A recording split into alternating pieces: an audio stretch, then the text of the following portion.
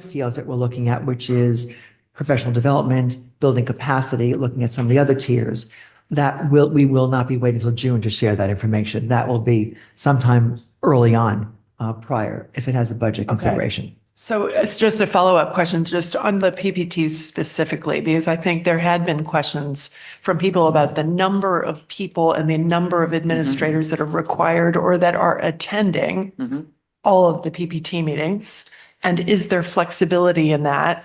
Do we have more that are attending than we really need to, and comparisons to districts? And I guess I was hoping that perhaps we could have some of that data earlier than later so that we could potentially free up some admin time, or you just with, and I don't know the regulations, I don't know what's required. And also people had been mentioning the frequency or the number of PPTs that we are holding versus what is required. And is there flexibility in that? And I guess those were just questions that I thought we might be able to get shorter term than by next June, but just from a standpoint of looking at budgets and everything else. But I don't know the details. So actually, those are fairly easy questions to answer, okay? Because the responsibility in terms of regulation is there needs to be an administrator at a PPT. So there is a building-based administrator who's there because they're informed, they understand the building, and they can do that. So that's a requirement. So it's one administrator. Are there times where there may be more than one administrator? I may be attending a meeting, Scott may be, but it's only one building administrator that is required. So that won't change. There's no variability in that. Right. I guess I'm not talking just about the building administrator. I think my understanding was that sometimes, and this is from parents telling me that there are, 10 people in a PPT, and wondering, is that really needed? Because that's drawing out a lot of pretty senior level people. And I don't know, that was feedback that I had heard over the past 12 months that I just was curious. I was one of those parents. So just to give information for that, and again, I can't speak specifically, Right. nor would I to respond to a single family or parent. Members of the PPT are invited based on the discussion and based on the evaluations of the information that's being discussed. So you may be at a PPT. The required members, just so you're required, are the building administrator, a special education teacher, a general education teacher, any other providers that students may have. They may have an SLP, they may have an OTPT, so anyone who provides services. A parent has the option to excuse some of those members if they wish to, but those are our required invitees and attendees to invite. In addition, but you can. Okay. And there will be PPTs where there are maybe 5 members. We also invite our school psychologists to be there because that's an important part of our consideration. But again, they can be excused as the parent request. So just for this particular thing, right? We're not looking at this to be necessarily for the budget. However, the idea, like, how is the system principal model going? There's a lot of investment in that. So to come back to the table to discuss that is a reasonable thing to do. Not necessarily for the budget process, but it doesn't preclude us looking for efficiencies in all the areas, including special education for the upcoming budget. So that's not going to preclude anything from the budget process, but this particular, if it's not the board's way to do that, then you can let me know. I'm thinking that something like this, it would be, it's what the board's looking for. So we would do this. It'll run concurrently, but not necessarily in alignment with the budget timeline or specifically for the budget. But it doesn't preclude efficiencies coming from any area in the budget. So this is, to summarize, this is a larger group of work than the next 6 months. There could be some preliminary conclusions in the next 3 or 4, possibly. So I think we would need to understand, probably in a subsequent conversation, what a more a robust timeline would look like. That I think. Rob, One other question, and I'm just looking again now at this, the first page of, the 4.64%, excluding anything with special education. And then the paragraph down below that said that if you include a potential increase of the out-of-district tuition, that would get you to 5%. Then when I look at the next page, there are 2 state mandates that we also have, which are the K-3 literacy initiative and play-based learning, which would add an additional 0.58% increase to our budget. for next year. And this is without any additional initiatives. So that would potentially get you to 5.58% increase before we have any other costs, which gets to my question about Board of Finance guidance and looking at the past 5 years as an example. And I mean, just seeing the cost pressures that we already have without anything new, much less the other strategic priorities and budgetary initiatives that we have on the next 2 pages. So again, I'm So- just worried about how we can make this happen without really cutting student programs if the guidance potentially is going to go at the, 3 to 4% rate. I don't think we know what guidance is going to be next year at this stage. So I don't know that we want to spend But any this is time. helpful. So And- yes, and yes. It's really helpful. So let's to see this. back up and yes, to your point, let's back up and start from the beginning. And I don't know if that's Rich or you, Alan, and go back through it because I agree. Looking at the hill we're climbing is important. Oh, yes, yes. Go ahead, Katie. Thank you, Shirley. Thank you so much for that overview. That's fantastic to hear. I so appreciate the way you're thinking about that comprehensively, the way that you are pulling together the multi-different tiers, the way that they're addressed. So I'm really looking forward to your update and review this fall. A couple of things I just wanted to comment on that. I think that, like, Robin, to your initial question about that impact this coming budget, there are things in that, right? Like just bringing the contracted providers that we approved in this past budget will affect, what our operating budget is this year and what we'll plan for the next year. So that's great to recognize and look at. It's great to hear that you're talking about the assessments and also that I appreciate that you're calling out the ones that are beyond the scope of the educational system. Those are important things for us to remember as well, that, it's not a matter of bringing it in-house, it's just outside that. I do want to say in terms of the administrative workload that I am really grateful to hear that as we are adding cost drivers, not just on a single year, but year over year, that we are looking to say, how did this work? Is this going to be worth it? Is it do what we wanted? So I very much appreciate your participation in that. I think, however, that, the conversation around PPTs, which does lead to the budget further, it's not just about administrative workload, right? Like, yes, there are administrators in those PPTs, but there are classroom teachers, there are special education teachers, there are service providers. So we really need to be thinking about, what is the cost of every PPT, for the meeting as a whole, not just for the administrators.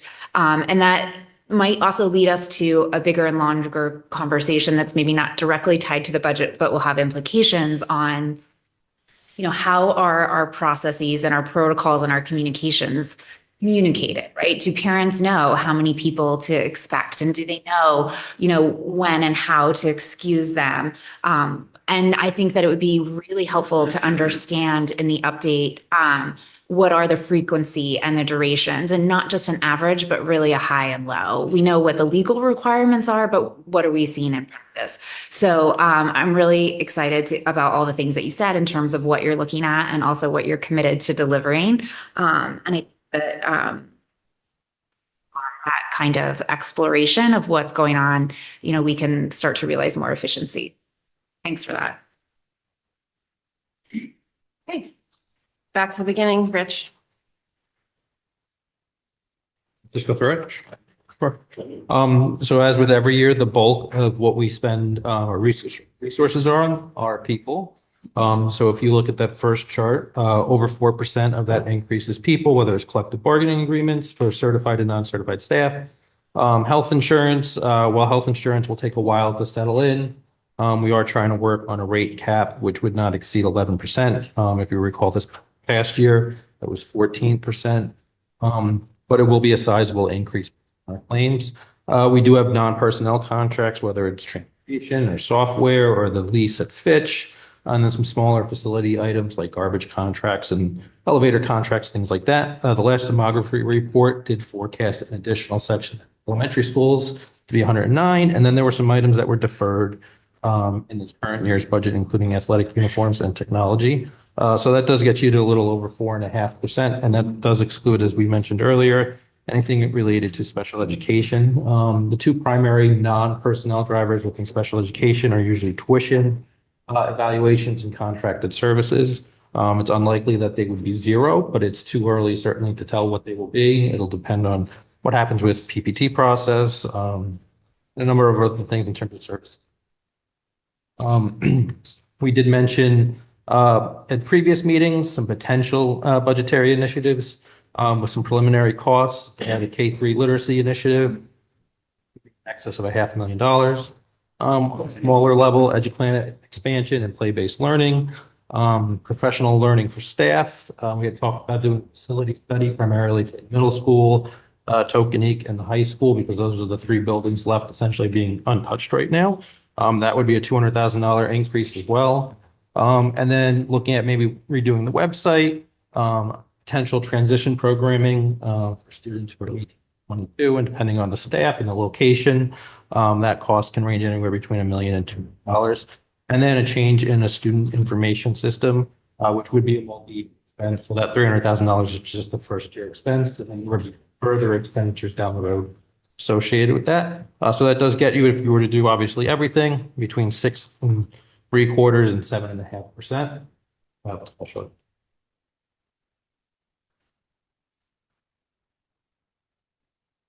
Questions? I know I have a couple. Julie? A couple, excuse me, for K-3 literacy and also transition programming. I was curious if there are any offsets that we could anticipate with those newer incremental investments. Is there anything that we're not spending?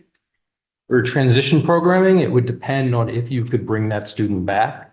It's unlikely you would experience that in the first year. Okay. It certainly wouldn't be enough to cover the full cost associated with that. And then in terms of K-3 literacy, no. And then also, Sorry. Just to add to that, Julie, what we would be able to look at is what the sending the student outside of our transition program would cost. Again, to Rich's point, you won't see it the first year, but what that expense would have cost what to we send don't out. spend, right? So we can see that. Thank you. Yeah, because the actual investment, well, technically those dollars would go out, there is an offset. So So it would be a partial offset. So we do have some students in places outside of Darien. Yeah. The amount of students that we have are certainly not near $2 million. Sure. But again, you can't force them to come back into the district. And so you have that initial outlay plus the cost of the student going to that other location. And then over time, maybe you could recoup some of the dollars, but not all. how much of this expense is capital versus operation? Do we It's all know? operating. It's all operating. Right. And that's annual, correct? That's a per year operating With the exception of the student information system, it is a gargantuan task to do. So you would have about $300,000 in expenses for contracted services and software. You would have to run both systems parallel. And then in the next year, you would have to send also university. And then eventually Aspen would drop off, but it is a more expensive system. But that is not, 300,000 isn't bad. I was also asking about the transition programming. That's an increase So in operating expense It as is. well, So it's correct? it would be the Annual. cost of staff. And then likely like Fitch, you would rent a facility somewhere in town. And so that, So just one thing that would be helpful as we look at this. So for the transition programming, you're saying the number of students we have now, what that contracted cost is and what that would be, at least if we can forecast that a few years out, is it, what would we predict that we would be spending if we continue to do what we're doing now versus taking this in-house, doing a 1 to 2 additional cost per year to have an in-house program? And that was some of the discussion that we had when this was presented initially, that would be extremely helpful to have as a further analysis of the cost benefit of either of those options. Because it's just a large kind of number, just given the other constraints we're facing right now. I think for each of the items on the whole list, it'd be helpful to know just like what's a recurring cost versus what's one time and done, or big cost up front with trickling afterwards. Did you say, Rich, that they're not all recurring, right? Because the student information system, the website redesign are not. those would not be recurring in the facilities that we would not. Got it. Okay, so we'll just mark that. Yeah, I agree that level of, that would be really helpful for context, what we're spending now versus what we're looking to do. And additionally, do you happen to know, Rich, off the top of your head, what the current annual transition costs are? don't know off the top of Okay, my that's head. okay. What about a comparable for the capital part? Recognizing like if we're renting Fitch, can you just remind us the ballpark? So for Fitch, we spend a little over $150,000 a year in rent. I don't believe we actually have any of our schools, so I would imagine if you wanted to have in-house within the school, you're talking about an addition to some school. Depending on the square feet, and that's, you know, a few $1 million. So it'll probably be over 10 years for you. And then surely, again, with the capital space, I remember in the presentation that we had this spring, that had some indicators of like what comparable spaces were. I'm assuming that that would require some sort of build out, right? That we're not just going to be renting a space that's like ready to go. And it's in Rich's calculation. It might be a space that's ready to go. In town, there's a lot of town. Okay. That might be the advantage of being in town is for job opportunities for students.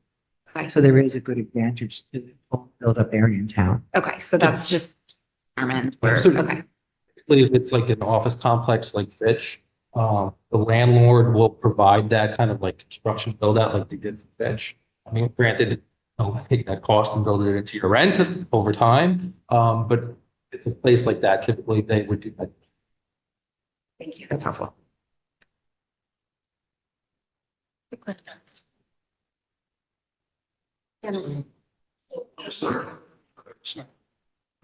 Robin's point about K through 3 literacy and play-based learning, these are unfunded mandates, so we don't have an option to not do them, do we? So shouldn't those be rolled into the upper part? And now we're talking 5.2% increase versus a 4.6. Just baseline? Not have an option to not do those. And I would also add that they're the right things to do for children. To go back to that earlier comment, we want to ensure that we have very strong outcomes for our children with regard to literacy K through 3, because that's one of the most significant indicators for post-secondary success and into adulthood for our young people. And we've had conversations about play-based learning and how important that is developmentally. What we can control will be the timeline of that work. And so something to think about is not only the cost for the materials, for example, like buying, for example, literacy or equipment and materials for play-based learning, the added cost of revising curriculum, the added cost of professional learning. And then just when we think about workload and capacity for staff, you know, what our staff can do, you know, all in 1 year from the teacher's perspective, you'd want to make sure that we timeline that out very carefully. So we could adjust here some of these numbers based on, you know, if we wanted to start with K1, you know, from a literacy perspective, we could then go into 2-3. We don't have to do everything all in 1 year. And with regard to play-based learning, as a reminder, that goes up through 5th grade. We will start only with ELP and kindergarten. And that is this number of, That is that number. Meaning just kindergarten? or No, K ELP through- So- and but the 50,000 is just, right. Oh, It's like 30 classrooms. and then do I take that as that's $25,000 per grade? So as we progress up, it's an extra 25K or no? No. Would less likely be lesser costs actually as you move up. And I would also say that with regard to what is happening, the ELP is pretty well laid out. So that number may come in actually less at the end of the day, but it's roughly 30 classrooms that we're talking about. A little over $1,000 a classroom. On this, oh, Julie, do you have a question? Just For the a year. quick one, because I know we're not trying to vet all these ideas or initiatives right now. The status on the 2-hour PLC late openings once a week? I feel like I missed a conversation. Where are we in that discussion? We haven't started it. I mean, we're just putting out that the idea of professional learning for staff is something that I'd like to support. And whether it materializes in that idea or not, I'm not saying that that's the solution. We're going to look at the professional learning time for our staff and how we might provide the necessary time for them to do the work, right? So that's a placeholder at the moment, and until we actually Put on the wagons and do the next one. Don't. Okay, so that's likely based on per student won't look like that. Won't look like an appeal, a 2-hour delay. Once a week. Likely won't. I won't say likely won't. I won't. I just don't understand how to read that box because it says this is what we're proposing, but for student, but so just interpret it for me, please. Bus drivers don't work a full day, Right? right? So they only get paid for doing a block in the morning and then a block in the afternoon. Most of the drivers work other jobs in the middle of the day. Some of them are DoorDash drivers, Uber Eats, grocery stores, that. So at a 2-hour late opening, you don't have necessarily the drivers to make it work. And so similar to like our custodian contract, their contract allows them to call them in weather-related events, weather-related event. So their ability to staff the buses right now is. Okay, so it's likely to look very differently, but you're marking. This is an initiative you're interested in. We just don't know what form it takes. Correct. Yep. And the existing PLC delayed openings that we do have at the high school, that's already in the budget. They can Yes, staff that- that, yes, and this would that's just be additive, right? Yes, that's all. So Rich, is there a chance then that there would be an additional cost to this potential initiative because of the first student? So they would have to bargain it with their union And that's not something that you would be able to estimate until it went to until they do that? that. Yeah, I mean, it was extraordinarily difficult for them to do. Caused a lot of angst amongst their drivers. So doing it once a week. So the 219 is just for the professional development. It's got nothing. It's primarily for busing. Yes. So yeah, Oh, it is it would for be busing costs. It's effectively 1/3 of the daily rate of a bus. So that's kind of what we're earmarking it at, whether it ends up being that or more or less. So the 219 represents the The estimate cost for the for. bus. Okay. Cost. All right, one more clarification. Are we talking DHS only, or are we talking all schools in this? That scenario would be for the high school. This is high school. I think that's just the high school quote, right? I'm just flagging that I'm going to be looking at professional learning for staff. That's really what it. How do you make up for the missed classroom instruction time? Well, I would honestly not want to get into that discussion right now, to be honest. It's not, I'm not avoiding, well, I am avoiding it because it's part of the whole, it would be part of a whole presentation of you're reducing now the time of. That will be a consideration. that you Of bring course, to us. yes. Okay, is everybody in reasonable agreement about the timeline of things being presented?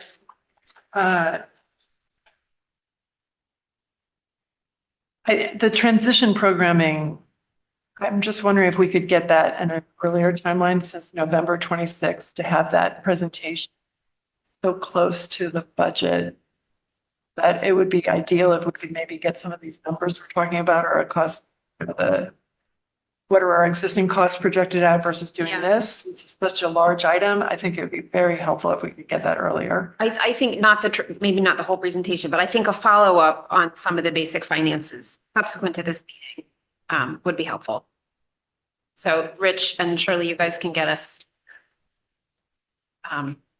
probably just at least a quick back of the envelope forecast, offsetting costs for this first year. So like. So I don't think there would be any offsetting costs in the first year. It would be an LP. But you know that you have some, we don't know. If we have a student, at least one. then So we would know what the cost is for those students. That's what I Again, mean. You can't bank on that student back, so it's likely that the offsetting cost would be like your. Rich, I think what Jill was mentioned was for a student going to be going out, so we recommend a program for students go out to a program in 25, 26, we can offset it with that cost of student coming to our program. Yes, We would know who.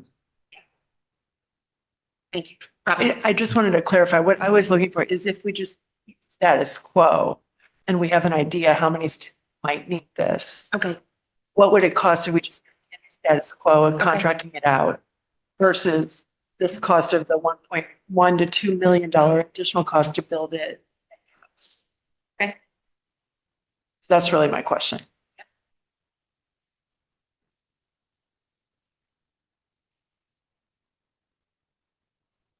May I just add to that, Jill, just one thing to Robin's question and what Rich and I can work on. So in our presentation to the board, we showed the timeline of how many students we have and what the aging out process looked like. Yeah. So what we can do, not all students go into our program because there are different students. Right. So what we can look at is the cost over the years we had that of how many students are aging out, approximately how many students would be, want to attend our program and appropriate for our program, and how many students might still need to go out to the program Okay. based on their individual needs. We can do that. Just to evaluate. Yes. One versus the other Yes. option. That would be really helpful. Yes. Clarifying that. Jill, I had a Yes.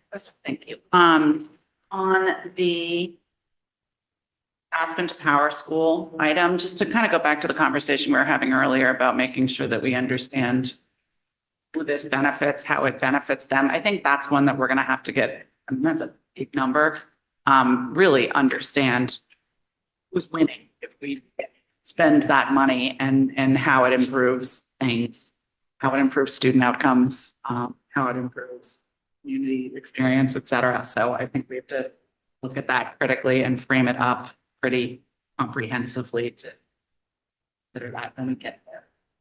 That is absolutely correct. And we haven't crossed that bridge yet. That's planned for December. Okay. A related question I have when we're talking about student information, session, talk more about metrics.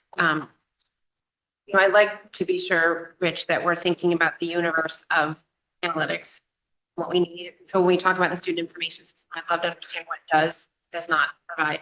And for example, I'm pretty sure that CT says doesn't have a very robust analytical capability. I'm guessing, but pretty sure. I understand that the state requires it. I don't know that Aspen or that any other student information system comes with a database. I don't know that it integrates and then has. So it would just be helpful to understand where there are gaps in our overall process, what this does solve and what it doesn't, as part of a bigger back office IT solution.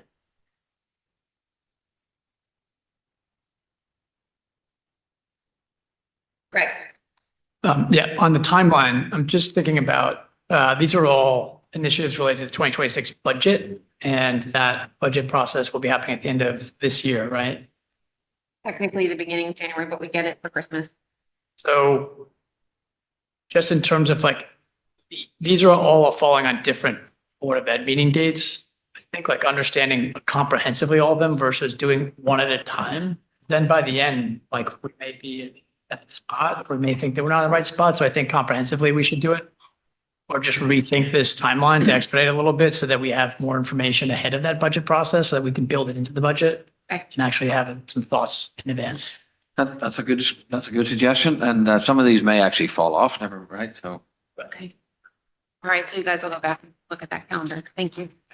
Katie, just to add to that, I think that it would be helpful to keep that concept of priorities in mind as well. So, Alan, even as you're presenting things to us, it's always helpful to have, kind of, I think we talked about this, something past about the tiers, right? Of like, if I could do everything, I would do all of these.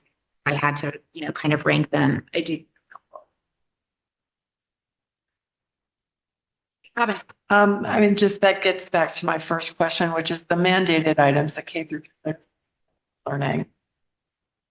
Even if we did a slim back initiative for K through 3 literacy, is that basically half the cost? Or, it would be helpful because I think, again, the mandated things we have to do. And to me, it seems that the total pro forma that's shown on page 1 potentially should include the mandated things that we have to do, because I think it's in our best interest to have the other governmental bodies in town that are giving guidance for budgets really fully understand the costs earlier on in the fall that we will be facing. And right now, those costs, for instance, on page 2 are not included in that initial page, nor are, at the special ed piece. And, already, again, like I said before, we're at 5.58% increase with no other initiatives at all. We need to have that discussion with the Board of Finance or whoever Yes. early in the fall as opposed to in November. Yeah, so Rich, what's the ideal timeline for this starting point to sort of set out what the priorities would be? But in terms of real forecasting, what's your ideal timeline? So, I mean, obviously things change throughout the course of the year. We won't have staffing, really ready until September starts. It takes a couple months really for things to kind of flush out with special education. So expectations bring a pro forma similar to last year, October. It doesn't mean it won't year or if treatment or a place that occurs, but end of October is probably a good spot. And that's also when we start opening up the budget for the different RCs that start their work. Okay. Dave has a question. Dave? Thanks, Jill. Just following up this idea that if we have priorities, it's at 5.8 and Board of Finance comes in at, 2% and, we need to let them know that we have all the stuff we have to do. In discussion earlier about it's the best interest of the children and the students, of course it is, but it's not unlimited. We're bounded by the decision and the judgment by Board of Finance. So it's good that we forecast this and have this discussion and let them know as early on as possible and work collaboratively with our other governmental bodies. But the reality is, if they give us a number, that's the number. So our priorities are going to change and we may have things we want to do or things we're ongoing doing and those have to come out. And we need to, always remain, you always need to remember that perspective that we're under their auspices for what number they want to give us, despite whether we think it's important or not. So, but we're all for the best interest of the students. It's not unlimited. Thank you.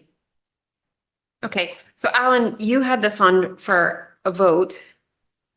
Just possible action. I wasn't necessarily anticipating a vote on Okay. something, to be honest with you. It's under the umbrella of a possible action, just in case the board felt that they would want to take some action on this, but I'm not looking for action. These are, I'm sort of like moving forward as to whether they're going to fall off, stay on, come back. Okay.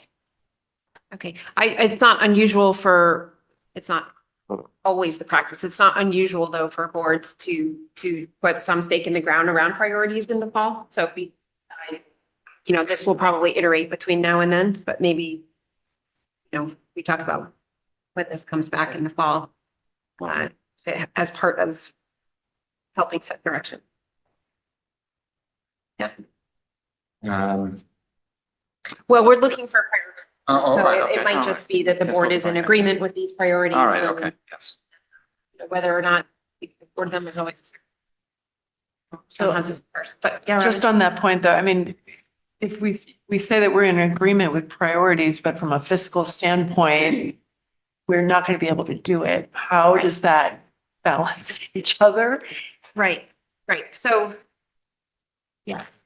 Because I think that is the reality that we are in. And I just question, with the amount of staff time that also has to go into fleshing out some of these initiatives. And if we want to have that time spent, if ultimately we know that it's going to be expensive for what we're going to be able to do. I just ask that question. Yep. Go ahead, John. This is part of the downfall doing some of these early forecasts too, but there's puts and takes. So I don't think we should shy away from priorities based on fears, not fears, wrong word, concerns. We're going to get cut eventually. But we may get cut eventually. I think we should go through our process like we do every year. Also have a collaborative, informative, transparent process with the fiscal authority. So, they're about there. I don't want to have like a mini budget process with priorities. That priorities don't only deal with new initiatives either. They could be other initiatives. A priority.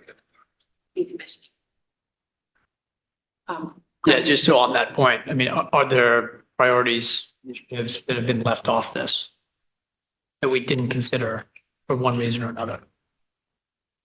Not currently at the moment, because we've gone through a couple of meetings where does that happen? As many of the things that you think we're going to address or not going to address, or priorities or otherwise. Exactly.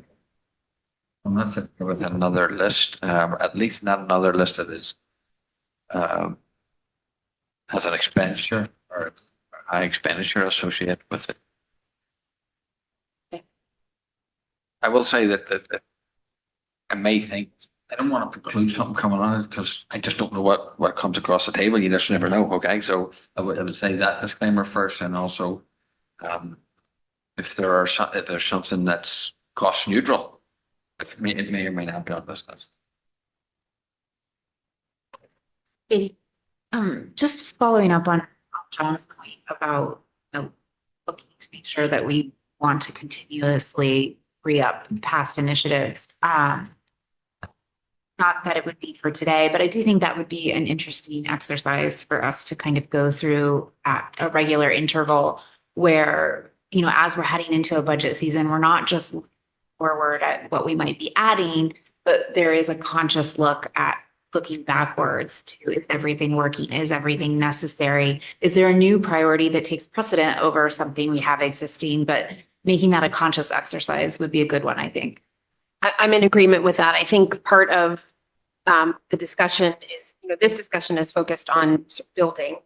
But I think the reality of building in the current economic context is that there will be other things that have to go. And so I think they're not listed here necessarily. And I'm not suggesting anything that isn't super well thought out or that would necessarily be damaging. That's not at all what I'm implying, but I am saying that there is a parallel expectation that we are evaluating the efficacy of the initiatives that we have in place, that we are taking a look at insourcing and outsourcing and negotiating contracts and things, that we do part of economization all the time. So I think, thank you for raising the point also, Robin, because we need to remember that there are two sides to that coin. Okay. With that, let's move on to discussion of Board of Education goals and strategic plan goals, strategies, actions for 24-25. So if I may speak in general terms, just an overview type thing. I'll start just with going to, Cassie, if you don't mind, Ms. Philpott, I might just go right to the strategic plan just first for a moment. I'm going to come back. Go to goal area 1. So this is a little bit of a change, first of all, in format. I just want to let you know what you're looking at. We didn't have key performance indicators before. So I picked that up here at the board table that you would like that, metrics or key performance indicators. And it was just, we changed the word on the right-hand side as now evidence. So what basically we did, we said, okay, for goal area 1, increase in teaching and learning, that we would have a performance indicator. The wording of the performance indicator is not specific enough. All right. So I'll just share that with you, but I want your general feed on is the general approach something that you would like to do. So you have goal area 1's and teaching and learning. You will see there's new words that come up. I thought they were color, maybe they weren't. Okay. But, they aren't color, you just can't see. So we went through the strategic plan. If something's brand new, it says it. If something has been revised or modified, it says it. Right? If something has been completely deleted, then we were very transparent about saying it's deleted. If something's completed, we've removed it because it was 2023, 2024. So we're now looking at the last 2 remaining years. So for instance, in goal area 1, you'll see the actions. None of the strategies have changed, except for one of it was already completed. It's just the actions that have been sort of updated and some of the evidence. So we put in here, for instance, this key performance indicator. That whole area, right, under teaching and learning, we would identify, I've suggested here 3, which is a key indicator of student success. 5 and 8, because that's the end of the school year, right? The actual schooling of the elementary schools and the middle school, and then grade 11. And we could also, to some degree, roll out grade 12 there too. So I would be coming back with indicators around 3, 5, 8, and 11 that we would look at that for that broad goal of enhancing teaching and learning. It would look at some subgroups like special education, right? Or the growth of our students, like the growth that we want them to, right? So I'm trying to give you a wee model of kind of what I would be thinking about and to see if, are we on the right page with this? Are we in agreement with it? Does any of the board members want to work with us on it, or are we moving in the right direction? I'm not saying that the key performance indicators for all of the rest of the areas that I have here, 2, 3, 4, the rest of the goal areas are perfect, okay? I'm not saying that at all. But I'm just giving you a format of what you're looking at to start with, and key performance indicators are new. What did we have instead of evidence? Measurement. Right, thank you very much. Thank you. Measures. Measurement. So we changed that just because it's a wee bit different than the metric. So that's the way we have structured it. I'll just go to goal area 2 real quick. Just go to goal area 2 real quick. So we would take the key indicators from the school climate survey that you heard about today from Tom. We would select probably these main bucket areas. We could do something different, but we'd have to sort of articulate it. What are we looking for, right? What are we looking for? Increases or improvements? And but if you think we're on the right lines here, in the right direction, this is kind of the direction we're going to go. If you go back to the board goals, just sort of same things. Ms. Fulham, would you go back to the board goals, please? Right. So for the first goal, it was about key indicator of having metrics. So the board still it's up to the board. We haven't changed these goals per se. We did change measurement. We did change a key performance indicator. We thought you might want that too. If you don't, that's okay. We'll go back to the other strategy. So for goal area 1, we used the evidence of a data dashboard of some description. We have teaching and learning goal 2 for the board. So we would replicate the key indicator for goal area 2 that's in the strategic plan, and then we would put that also for goal area 2 at the board goals. So you'll see that's the format. I'm open for discussion, whether you think we're heading in the right direction, whether you like the key indicator performers, or I know they have to be detailed more. Be like set an expectation what it is. That's fine. I'll stop talking a little bit. Is that enough to sort of get a framework to look at it, first of all? Yes.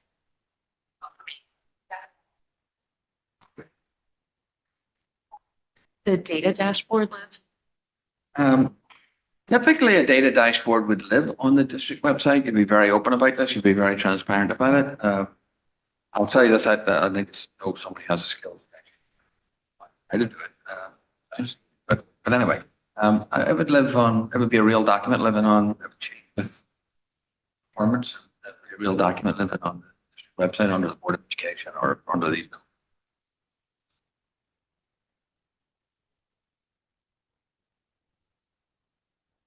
So are we, at this point, you ready to go through goal by goal? Is that what we're doing? Well, I think we probably should at least. Boards for sure. Okay. The one thing for me is I personally don't love the deleted and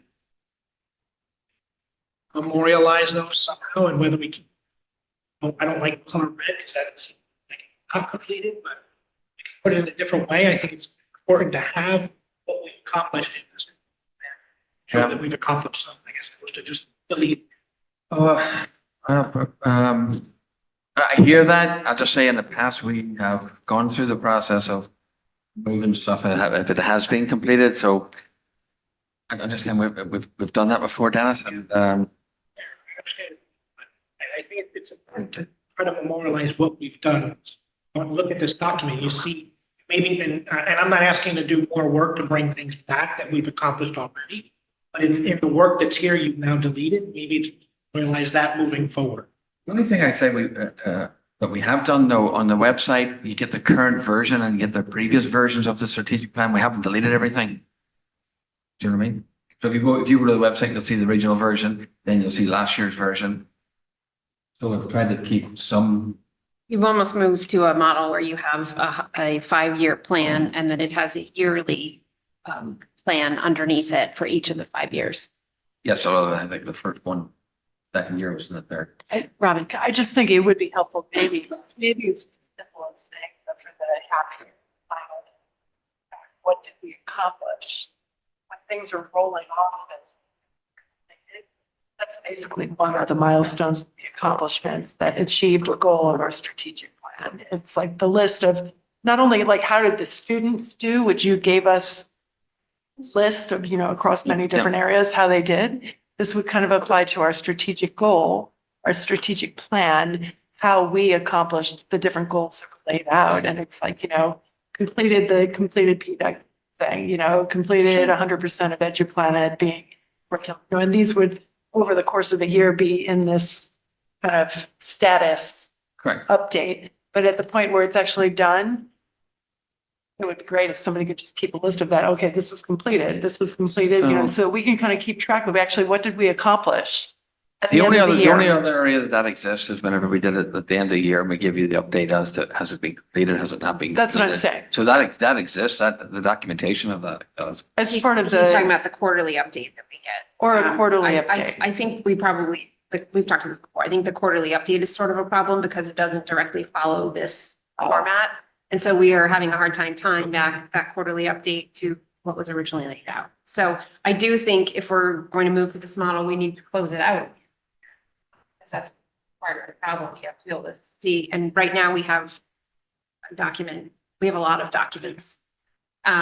We have, kind of the plan that started the year, then we have update 1, update 2, and update 3, and all 3 are slightly different from one another. So I think, it depends on the level of detail you want in the strat plan. If you want the strat plan to be pretty high level, then you would keep it, I think, at a 5-year. If you want this level of what's actually happening in the coming year, I think if we got to 5 years, that all in the same document, it'd be pretty big. So, are you looking for a 5-year look out at this level of detail? Personally, no. But I do think we have to memorialize, to Robin's point, I think it's good to have some, maybe we need another document then of accomplishments. But to me, I don't, it's, I understand it's work, but it's also work to go back and read 5 years of documents and compare and see what you've done and what you haven't done. So. Yeah, I think the way that we report in quarterly has to be changed. It's just, it doesn't match how we're outlining the work. I'm happy to consider any and all that recommended. We can go back and actually do something. Without too much, we can go back and get some of the what we've accomplished and memorialize that and keep that. But again, this is one person's opinion. Yeah. I don't know what the others feel. Go ahead, Julie. Sorry, I don't know. Jill, can you talk a little more about what you're saying about the quarterlies don't match how we're? So what we're getting is a quarterly report that kind of has the high level and then just lists a bunch of things. We're not getting a quarterly report that shows, directly. Ties back to that. Yes, Okay. so I think it would be helpful to stay with this format, this list of action steps. If there's one added, fine, add them. But, really what we're just doing is filling out evidence as it develops during the year. And so I personally, I think that probably the quarterly or tri-annual update needs to be this document with the evidence filled in. So that every time you're looking at the document, it's the same set of, you're looking at it through the same lens. Because what we're getting is go ahead.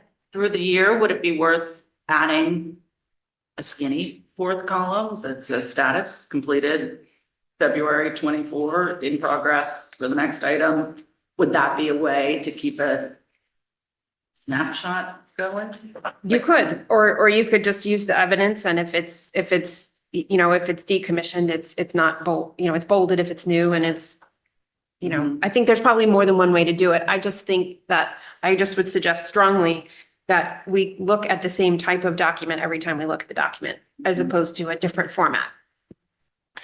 I'm happy to do that if we get a consensus of what that actually looks like, right? And you may say, well, you're a superintendent, you should bring it. Well, in all honesty, I'm trying to. So any help and assistance and guidance and direction is helpful here. Jill, can I Yes, just please. ask a question? So the evidence column, I'm trying to understand really, I mean, because that is so high level and it's just basically things that we're doing operationally. So in my view, the quarterly update, I would love to see as the evidence column, here are the things that we did Yes, in this quarter yes, related to new PDEC to design and facility, Yes. similar to what you have been doing. And that would just be the update in place of this evidence, which is basically, this is what we do operationally every single day, which to me isn't really valuable. I mean, it's valuable for your initial kind of strategic plan layout of Yeah. this is what we're going to measure. But the update itself should essentially be in the evidence column, yes. talking about the update of this is all the different things that we did, have been doing. And I agree with Julie. I mean, maybe that little column is kind of status, it's like this is happening. You know, because you had done that in the quarterly update. It was So- kind of ongoing, completed, progress, and there's a color coded green, red, yellow, which I thought was really helpful. And it's just the fourth column at the end that kind of shows here's the status. To me, it's not a very difficult thing to kind of move from this broad document to a quarterly update format, and the evidence is just here's what we did, and then there's a fourth column that says status green, red. The kind of color coded one, really quickly look at and see, are we on target or are we not? And here's red, which means we're kind of flagging something is wrong. Yeah, okay. Yes, But I like the idea. I like how you're doing this. I like the key performance indicator addition. The only question I have is the KPIs. Where is that going to live, that data? Is that basically a separate data dashboard, or are we going to have that as part of the quarterly update somehow? Well, if the quarterly update, semester update, whatever it is, reflects the data, we'll show it on the dashboard when that's done. If that's That would be great. Yeah, Yeah, I think as so. that's really the metrics that we ask. So it'd be helpful. some case the evidence. But I don't want to set sail on that. I don't fixate on this, but I need to understand this clearly because I need to tell. I'll make sure we're clear about it. I don't have pressure. I don't need to walk away from pressure. I don't need to walk away from the table right now with the understanding. But before I set sail, I want to be sure. There's another part that we did at the end of last year was on these action steps. We updated all of those action steps as to what the action step was that we said we were going to do those. Yeah. If you go back and look at that, all those action steps were They updated live as a there. status report. So I just want to make sure that we all know what we're talking about. We've all got. Okay. So let me summarize and somebody correct me if I get anything wrong. So this is more or less the format. What we would like to see on we do it 3 times a year, is under that evidence column, please update whatever the most recent evidence is. I mean, it exists. If no work has been done, don't. And that list will tell us each quarterly what we're doing. These actions, strategy, the actions, the timeline should be relatively static because they're fairly high level. If there is a new action, by all means, but it should be fairly static. And then that way, when we get to the end of the year, we have a comprehensive list of what's happened through the year. From having to be, that keeps us from having 4 different documents. It's one document that gets updated, gets signed off on, and then updated through the year. KPIs, I think it's great to identify at a high level what KPIs we're looking at, but really they'll need to fall in amongst the pieces of evidence where appropriate. If they don't, if it's a high level and it's, it's assessment data. Jill, Yes, go ahead. just one thing on the data, because that gets to be a huge amount of data that we're talking about. I think it would be a very manual process if you're asking for that to then be put into each Okay. evidence thing in this Word document. Okay, Realistically, that kind of data is going to live in some kind of the dashboard. a dashboard or a Okay. data warehouse or something, because it's going to be a To keep massive updating it. That's amount a fair point. over the course of a Transition it full over. year. What would be easier, I think, just operationally would be to have that data warehouse with that spreadsheet kind of thing organized into strategic goal area 1 measurements, goal area 2 measurements, and it's the data along each of those kind of goals that we could have as kind of a corresponding separate document to say, oh, here's how we measured. Was trying to manually update it in a Word document I love every that. single time. Much better. Yeah. Yes, sorry to interrupt. Can I just suggest that perhaps if we are looking to have data presented in different ways, that maybe we could move that to an offline conversation where someone might, draft their proposal of how, so that way today and at the table, we can do the work of the content and substance of these. Sure. Well, I think we're in agreement on what the overall format and use looks like. Okay. Okay, do you want to just go through, start with the board goals? Yes. These board goals haven't changed. So the first one was to talk about metrics itself. So it really, long and the short of it is it ends up in developing a data dashboard that's reflective of the board goals and the strategic plan. Any questions? The second was the teach and learning. Again, these are not specific, and they will be specific around. Why did I pick 3, 5, and 11? 3 is such an indicator. 5 is an end of an elementary experience. 8's the end of it's not as if we're not going to look at middle school. It's not as if we're not going to look at grade 7 and grade 4 and so on. But in terms of the point of metrics and completing schooling, those are some of the things. And we would look at some subgroups, ELL, special education, and so on. Yeah, so I think this goal, we talked about it. I think it mixes a little bit your role and our role. So I think it needs a look because we're not assessing the board against the assessment data necessarily, but there are things I think that from teaching and learning perspective, the board cares deeply about, including literacy, including understanding the changes in ELP, the programmatic changes like to a 5-day, and the UBD and UDL certainly were following that as literacy. But I think I'd ask you to take another look at this goal and distinguish between what is yours and what is ours. Essentially, what is, the one of a better term, yours, ours, together, board, that whole strategy under all those strategies are, I think, are trying to accomplish in this particular area for this year, right? Yeah. So I can drop out I just put these in because I thought you wanted to remember the board too. If you don't, we can drop out the key indicators from here and we'll keep them in the strategic plan because anyway. Oh, right. So I don't think these are board KPIs, but and I just would add monitoring the ELP program shift as well as the administrative structure. Oh, hold on. Okay, so The ELP change and the admin structure. I know we have ELP here. we have Monitor play-based district. learning, literacy. But we changed the Okay. structure to a 5-day Yeah, program. okay.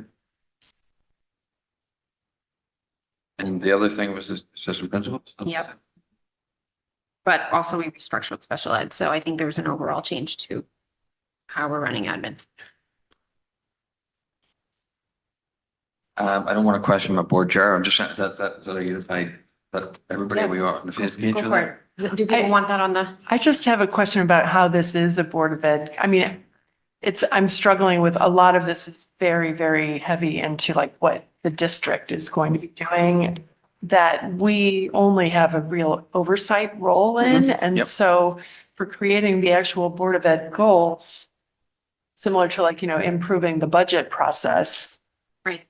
This is a very different kind of thing. And it is duplicative to some extent to what we have in the strategic plan. So I'm just trying to understand what exactly our role is that we would be measured on I'm at the fine end of with- the year. I'm fine with dropping this as a goal. I think it mixes organizations. I would prefer to board. Katie? So I understand where you're coming from and I agree with that. My question, I guess, is, so here, like under strategy, the second bullet point, it says, support the play-based learning curriculum, right? And the supporting the purchase and implementation of materials. Those things I think do fall under, our purview where adopting new curriculum is going to come with a cost and those types of things. So I do like the idea of recognizing and documenting our responsibility in that, but I also agree about keeping clean the separation of, who's doing the actual teaching versus what our role is in supporting. Yeah, because if we're going to use it that way, then we do a plan of expansion, staff and facility programming. So if you want to use it to capture. I'm happy to whatever level the board wants to. In the past, historically, actually, it used to be very curricular oriented. I don't know if anybody has the memory for board that. goals? The board goals were very curricular oriented. In fact, we didn't have other goals, and the members of the cabinet went and executed on those particular on those particular There areas. have been many different iterations. Yes. Because we have two different sets of goals, I would prefer to keep the organizational boundaries clearer. I just want to play devil's advocate for a minute because I do think that we hear some board members kind of yearning to be more focused on the curricular parts of it. So I want to make sure we don't walk away from this too easily for people who, think we're the Board of Education. We need to be all over the curricular educational elements of things. So I just pose that to the rest of the board. And then the other piece of it is the advocacy part of it, going back to the budget thing, recognizing our role in making sure that we're on top of programs that are being proposed and developed and whatever, and that we're prepared as board members to advocate for those moving forward, that we're taking an active role in them. I So think a lot of that's goal 3 already, that's articulated right behind it. I hear your point, though. I do think that we are interested in education first. I just want us, and I'm asking administration also to think about not making it look like we're honoring our things or But I think repeating work. Go ahead, Dennis. But I think in this morning, I think we struggled with Patrice on the first thing is vision is, student achievement. And to me, maybe it's the wrong verbiage, but teaching and learning is student achievement. Maybe we change it to student achievement. I don't know, but I think that's where we were struggling this morning is I think that's that's the first thing that comes up in our self-evaluation. I was actually thinking maybe this should be our first goal and not our second goal. It's like growth and student achievement Right. ultimately, not teaching and learning, because the teaching and learning is really the Right, operational is their piece, role, right? But which our is role is Dr. student Adley. achievement. And we are trying to help Okay. kind of achieve growth and student achievement ultimately, So or to maybe we guide just that. change that to that. But Okay. To me, I think it Yeah. belongs to us. Okay, so I need 2 people to volunteer to work on what they think this goal and create some information for it and provide some direction. Anyone? Greg and Dennis? Great. Okay, if you guys would put together something and send it on, and we'll take a look at it in August. And I can send it out to everybody before. Thank you. All right, goal 3. This was just to align the work of the strategic work with the board of the FY26 budget. There was to be a budget goal of some description. And I have put in here early identification of budget priorities in alignment with Board of Education, whatever guidelines I'm getting from the board here. It won't be exclusively like that's the number or whatever, but taking into I think this is the direction this board's going. If it's not, you can tell me differently, but it sounds as if you would like to give the sort of general direction around what's reasonable or not. If it's not reasonable, I can bring you back and tell you it's not reasonable for whatever reason.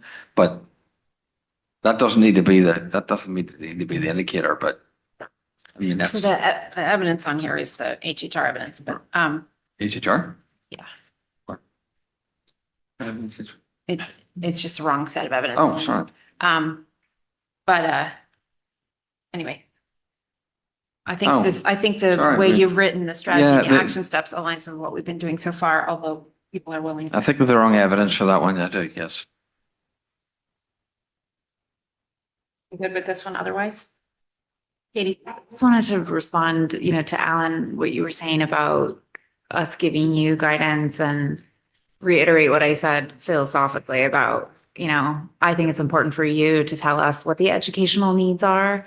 I do think in that it is, I do want to know, about initiatives ahead of time. I don't want to be surprised when I open the budget book. I want to make sure that there aren't major changes that are being driven by budget decisions as opposed to discussions on student impact. Those are the things that I think are most important about addressing the budget more than targeting specific numbers.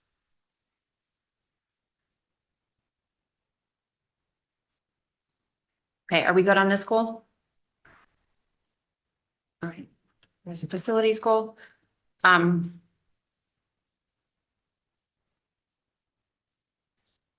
Anyone? Could you switch that to the next slide, please? Sorry, my computer's charging. Thank you.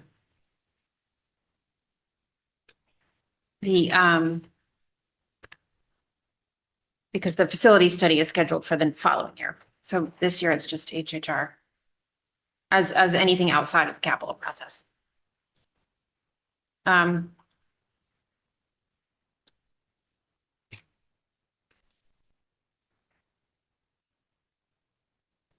Okay.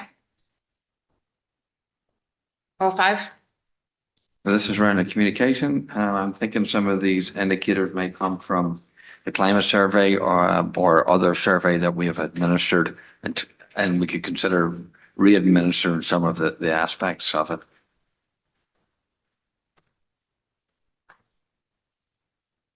I don't know that it belongs in this goal, but we could stretch it. We just talked about working on our orientation process, including a board handbook. This would be a good place to, or we should memorialize that work. Anything that came out of this morning with these are the places board goals that probably should exist. Yeah. The other thing we talked about is, overall work on meeting efficiency, which we definitely had as a goal last year too. And some of the indicators for that were, how we use committee meetings, being more streamlined in our large scale, our main budget meetings, regular Board of Ed meetings, excuse me. And then also, I think, Greg helped me refine this language, but more, better follow through on, when we have a topic, there's sometimes some follow-up items and sometimes there's follow-up discussion. So just making sure that our follow through is a little tighter. Does anybody else have anything from this morning? Jill, Yeah. Just Robin. one thing, and this might be, we kind of talked about this as part of the communications committee, but the evidence to improve, for instance, the Board of Ed website page where we have some of the documents, for instance, embedded in links so that it's easy access to the public to be able to find the strategic plan, the goals, the master agenda, and, potentially within a master agenda, be able to link to whatever it was, the specific meeting materials for that date, just so that the public can easily find, okay, I'm interested in this topic. Now I know when it's going to happen and here are the materials for it, or they can go back to it to watch it. Because I think that we did hear feedback that it was not intuitive and it was very hard to find things a lot of times. And this would help to just, I think, enable better public awareness and communication, potentially, just within using the website a little bit and making it a little bit easier. I don't mind picking your brain on actually sitting down and looking at that website and seeing what that actually means. No, I know. If you don't mind, because, well, it's not completely intuitive. It's and anybody else actually, if you think, Be happy to. what do you participate in think that. for that particular topic, right? That particular topic. Are you on communications? Yeah. Okay, Yeah, well, we had that's okay. talked about Topics this For and communications? Well, yes, I mean, the website's been a topic of discussion Yes. many times in Oh, no, communications, that's- but I think this is a little More like, can we do specific. some band-aiding and just with what we have right now, make, yes. Right. Thank you. Then the other thing I had an idea about is that to the extent that for the music certification, they did their own kind of Yeah. website that showcased student art and different things, to have, some of that when we're talking about, highlighting student and staff experiences, we can do it digitally to that extent as well. And I don't know if that gets into more of our strategic goal of like the website as a project. But, to the extent that we want to do that, we have things that have already been built that we could, Yeah. highlight and showcase as part of the digital piece as well. Okay. Just when we finish that, does the board want to, just for the, and I'm happy either way, we've got the key indicators in the strategic plan. Do you want to take out the key indicators for the board plan or no? I don't think we have a yes or no on Okay. that yet. Greg and Robin, will you guys take a look at how we're using KPIs and do some thinking on both the board side and the strategic plan side? Sure. Thank you. Okay, sounds good. The strategic plan, if Amy, you want to, the format's the same, as I just spoke about in terms of we changed evidence and we added in the key performance indicators.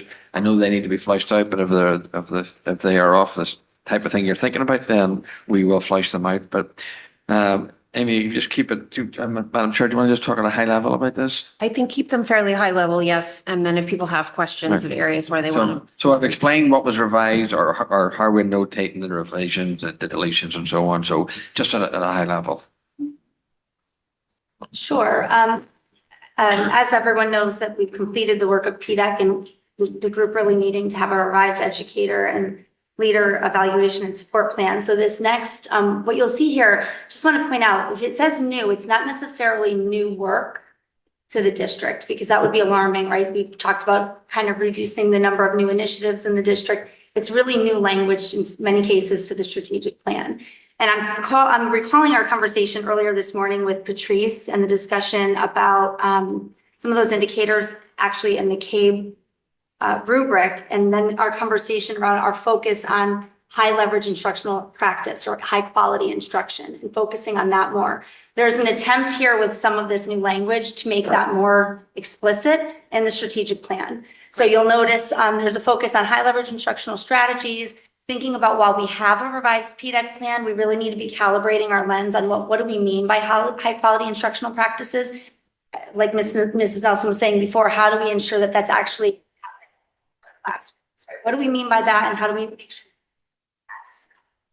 We've talked about ensuring that we have PLC. That's an opportunity to calibrate and talk about instruction when our staff is not right there in the moment with children. It's a reflective opportunity to refine our definition of that. Shirley mentioned earlier a look at core instructional practices, what's happening in the general education environment. That's newer, I guess, modified language. And then, of course, when we're talking about play-based learning, we want to ensure that we have a shared understanding of what that is.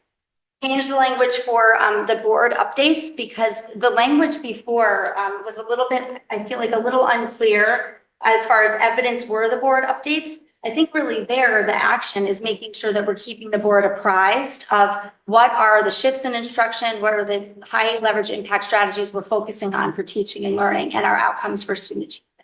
So that's how that language is a little bit different there. 1B, you'll see here that we've talked about and making sure that we're following our curriculum writing and revision development cycle. We have a timeline now established, so we can advise the board of when we would recommend that curriculum is revised or written over a 7-year cycle. We have a very clear, I shared just in the, I think last night you got in the packet, an update for the curriculum work that's happened in EduPlanet. What are those stage 1 pieces and what is the ongoing curriculum work? Of course, we'll have to revise some curriculum because of the play-based learning requirement, and also with regard to our literacy work that's happening K-3 at the start. We're also wanting to make sure there's been a lot of conversation at the board table with Vision of the Graduate, making sure that we're involving the competencies of Vision of the Graduate in our curriculum writing efforts, but that we're also being very explicit around the standards. And I would say beyond the standards, the knowledge, skills, and discipline that we really want to focus on in each of our courses or curricular units, K through 12. We also talked earlier today about the SRBI protocols. We think that there's room for improvement in tightening those up. That'll be part of the work that Shirley and I engage in together with our team, so that we can look at data a little bit differently there and ensure that the process is really tight for how goals are written for children who are getting those tiered intervention supports.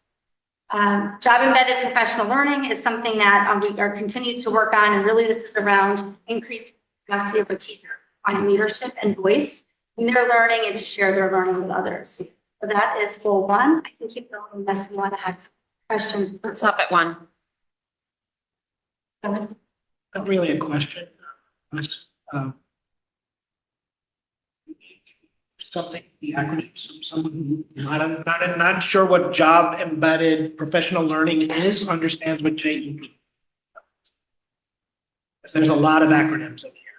Alphabet soup. Yeah. And without a dictionary, you're lost. So some strategic, it's like another language. Some strategic plans actually have a little bit of a glossary where if you're unsure, you could kind of go to the back. There was actually. I thought we had one at one point. Yeah, But- special ed definitely does. I thought there was one in the strat plan. No, I didn't remove it, but I'm happy to. add it. Okay. Robin? One thing, just in terms of the order for the timeline, anything that is just year 4 as opposed to years 4 and 5, to me, would it make sense to have that up at the top? Because to me, when I look at something and I want to kind of skim it quickly, I'd love to see it kind of in order, just in terms of the timeline and process standpoint. What do you mean? It seemed like, for instance, new implement planned literacy pilots just happening in year 4. Same thing with the grade 8 SRBI protocols that are at the very bottom. Because some of these seem like they're longer term, they're ongoing for the next couple of years, but I don't know if this is done in an order of priority or how the actions were kind of put in order. In many cases, the actions were put in order based on what was other plan or what some of the work was that was outlined in the earlier plan. I would defer to Dr. Adley and our board chair. To me, that recommendation makes sense to start with what's in year 4. Just the near term, the kinds of things that are happening, kind of, but if to the extent that there is more of a near term kind of a component happening. If you want us to, if you'd like us to line the 24, 25 year, put those things in order first of all before 24 to 26, because but there was thought about where do they go? Are they happening this year, next year, or over the 2 years? So I think it's helpful to the extent that, the shorter term kinds of things and the ones that are I don't know, it's just like those are the things you're probably focused on that we'll be getting updates for Q1 and Q2 updates, most likely. So it seems like we intuitively follow up. Just a question. Building on the earlier discussion about, building capacity we talked about it, with this memo, and then we're talking about it here. I think one of the challenges with this is we are clearly developing capacity, but I can't see where any of the capacity is. It would be nice to have some level of explicitness, right, in about where the capacity is coming. So we are doing some Horton Gillingham, we are doing some restorative, it's in other places, but that helps us understand the universe of what's inside of that year 4 for the capacity. I don't know, there's some fuzziness between B and C there. I defer to you in terms of where it goes, but. Okay. Goal 2. Okay, so goal 2, fostering culture that promotes wellness, diversity, and inclusion. There was not a lot of explicit language in our last rendition of this plan around the school climate survey. And that so much speaks to so many of those action items that are here in this revision. We've revised the action item around outlining a wellness program for staff and implementing that throughout the district. We've added, again, specific information about not only administering the climate survey, but ensuring that our school improvement plans have aligned action steps that are responsive to of those communities within the district. And you'll notice that there's been a revision on the item with regard to grading. The work still needs to be completed around the elementary updated progress reports and aligning those to some of the shifts in the curriculum that have happened and will happen. We also want to ensure that we're having responsive strategies and that are, again, this connects back to our SRBI protocol, that we're really writing very clear goals and objectives for our students. So much of that work is about really responding to individual student needs. 2B is where we took primarily the work that was taken from the considerations of the I report. And what we did as an administrative team, if you'll recall, was prioritize those considerations. So what you see here is the recommendation from the administrative team.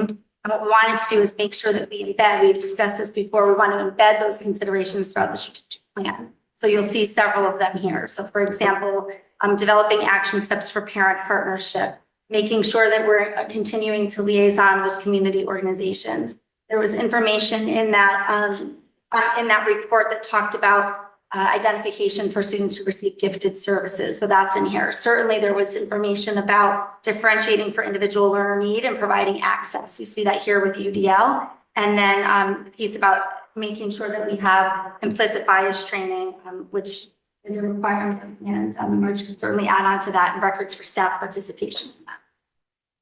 Would this be where we might want to capture the smart device new program implementation for the climate piece 2A? It's a good question. It's actually not in technology because it could be in the technology goal. It would be, I just thought it'd be interesting as a climate piece because the evidence would be interesting to consider as far as obviously numbers, but kind of the interpersonal piece of it and anything like that. Start to see the lines. Actually, it needs to go somewhere. Is the answer? Yep. That answer. Okay, good. I don't want to open another conversation about how this document is organized, but I do think for us to think about would be how certain goals might cross-reference, and maybe that's one of them. There was another one on here. I think it was, I'm sorry, Cass, I'm asking you again. Do you mind going to 2A for me? Thank you so much.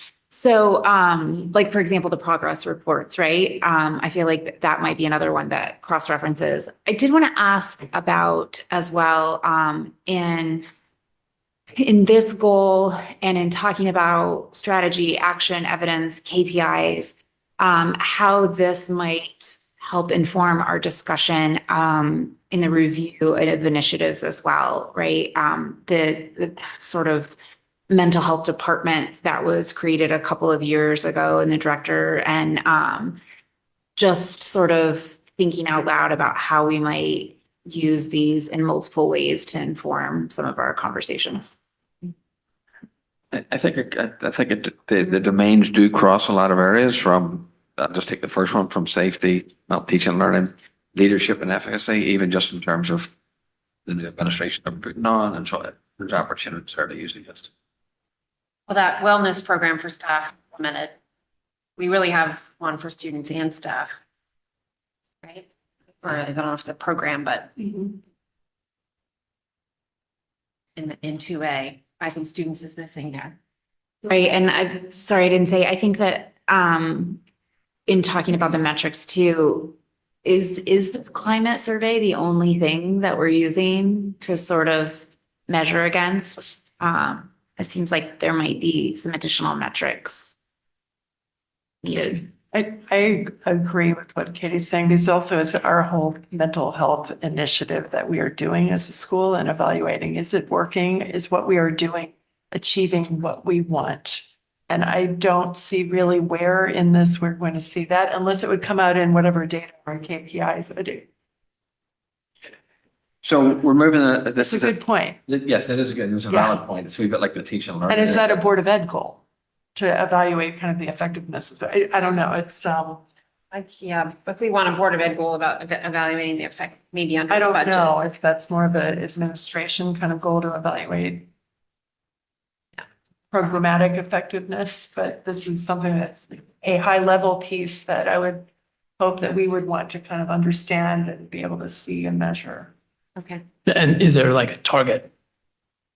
right. Like when do we know we've hit success? For cell phones, for instance, that policy is that. Do we know it's successful? How do we know it's successful? What are we looking at to determine that? Okay.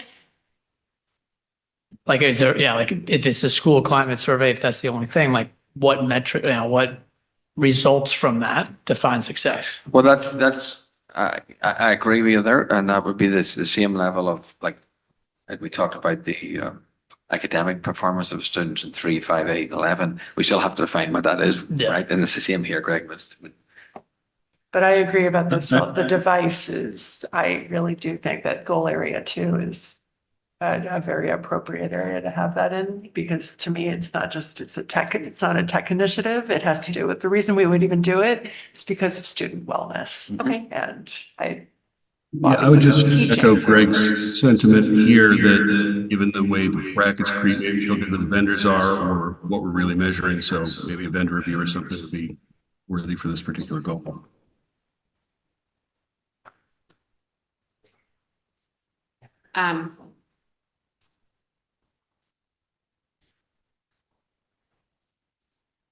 This is our most critical work, but I do also just want to give us a time check. Because we're supposed to be interviewing at 3. And we have quite a ways to go. So, just an FYI.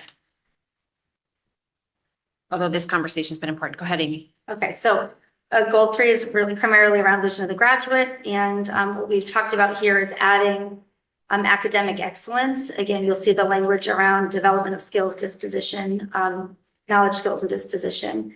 We've also talked about ensuring that we're getting feedback from recently graduated students about their preparedness. And we've talked about that before. Another big, thing to focus on here is thinking about how will the district not only assess vision of the graduate, but store that information, thinking about a type of portfolio system that would move with our students up through their grades. And again, the connection with our work in the area of curriculum with vision of the graduate. There's also a piece here around transition programming, and that's around programming for our students who are serviced in the SCSS. Any questions on 3? Okay, 4. Moving on to 4, expanding professional capacity of staff. And this is where we can look to maybe clarify a bit about some of the capacity discussion that we were just having. In what areas are we growing staff capacity? One of the things that we'd like to focus on here again is increasing teacher voice in their professional learning, providing choice. And also, just like we want to differentiate in the classroom for our students, we want to be able to differentiate for our adult learners. The focus of the new and revised plan is around really educator growth and leader growth. We also want to focus on potential for career advancement in district. We've done some pretty significant work already. I've mentioned this before in creating onboarding system for our new to district staff, our new administrative staff. We also want to, I think, really think about how we're leveraging PDEC as a body to inform professional learning design, to really have a needs assessment of what professional learning is the staff looking for, and then making sure we're gathering feedback on the effectiveness of the professional learning that's being offered in districts. Marge, anything else from you or? Just one on 4A. It does seem like there's some interplay between the KPIs and some of the evidence items that are here, like this top one, retention rate, survey data, exit interview data. Someone asked about, is that going to be public? Is that going to be like on the website? I think like something that's sensitive like this probably is important to be part of some of that, but not necessarily just sitting there on the website. Okay.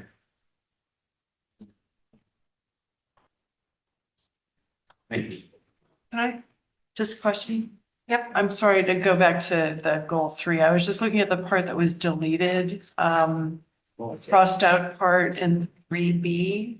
3B. In developing systems to inform, measure, enhance implementation of vision of the graduate. It's the crossed out part that said explore assessment and monitoring systems for measuring? Go I ahead. think it was repetitive, actually. I can, Was it it? was re- repetitive, It's right? repetitive. Look at, if you can look at the So it's first, up above? if you look at the Oh, first item in 3B, determine how the district will measure, use, store, and okay. analyze data, we just felt it was Okay. all right. duplicative, Sorry. yeah. So we didn't take the right. intent out. Okay. Okay. Just one more on for the professional capacity. And if I missed it in here, please feel free to point it out. I just want to make sure that in this goal and in our endeavors, that we are really striving to make sure that whatever time we're asking of our teachers to engage in these is really worth their time, especially when they involve pullouts of classroom.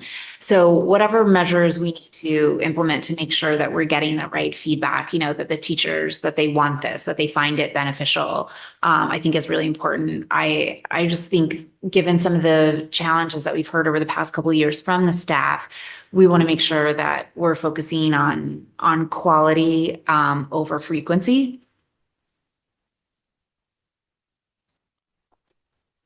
That's always the struggle, right? That if we don't have separate dedicated professional learning time when the kids are with us, then you know, you're pulling teachers offline is where they need to be with kids. And staff also needs professional learning throughout the year to stay current in their practice, ongoing, so.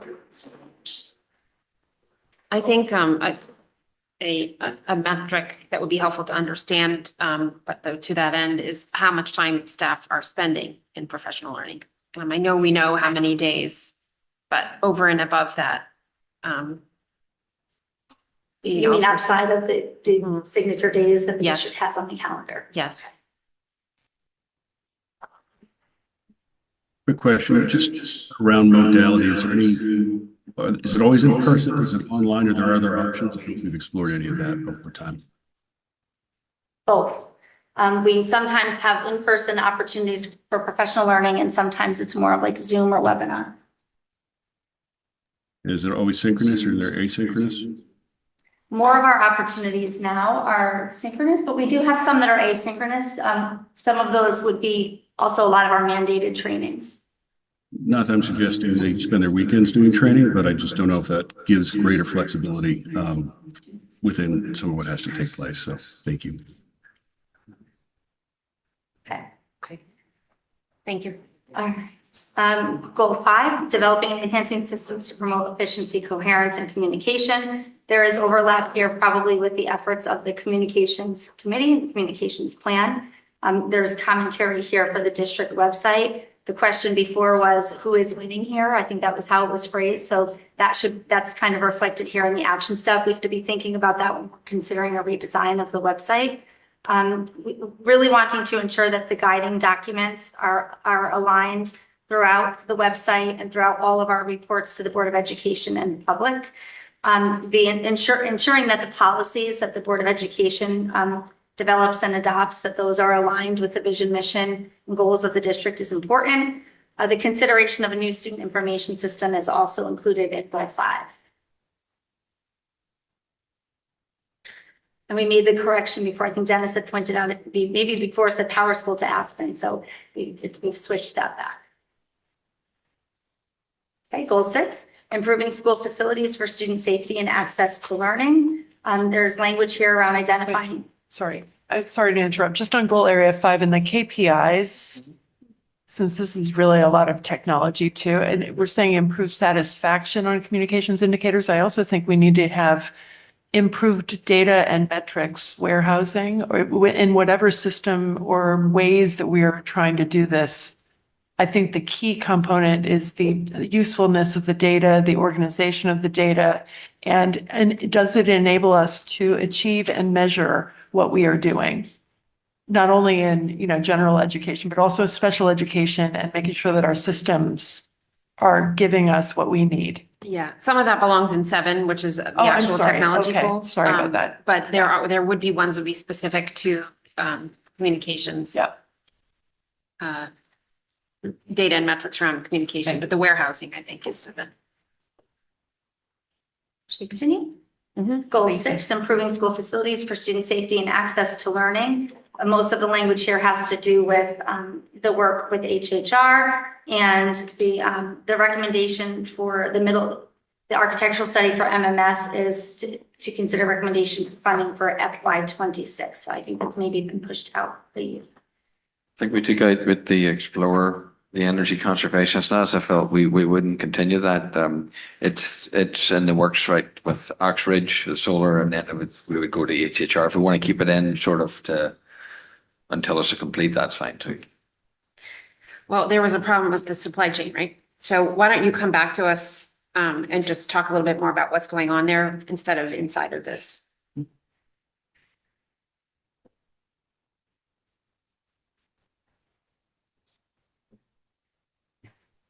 In August, I guess. Thank you. Can I ask a quick question? Here we talk about a architectural study to evaluate Middlesex. And in the memo we discussed earlier, we talked about an architectural study for Tokenique, Middlesex, and DHS. Are we separating them, or are they just, It would be one study, okay, so should this say all three? probably. Okay.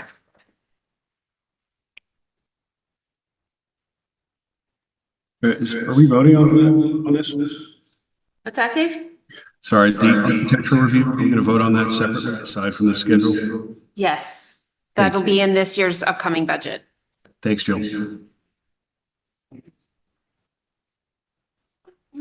Goal 7? Yeah. Improving technology to support teaching and learning. So part of this goal has to do with kind of the student as the important stakeholder and end user. The other part of this is more about the infrastructure. So you'll see that throughout.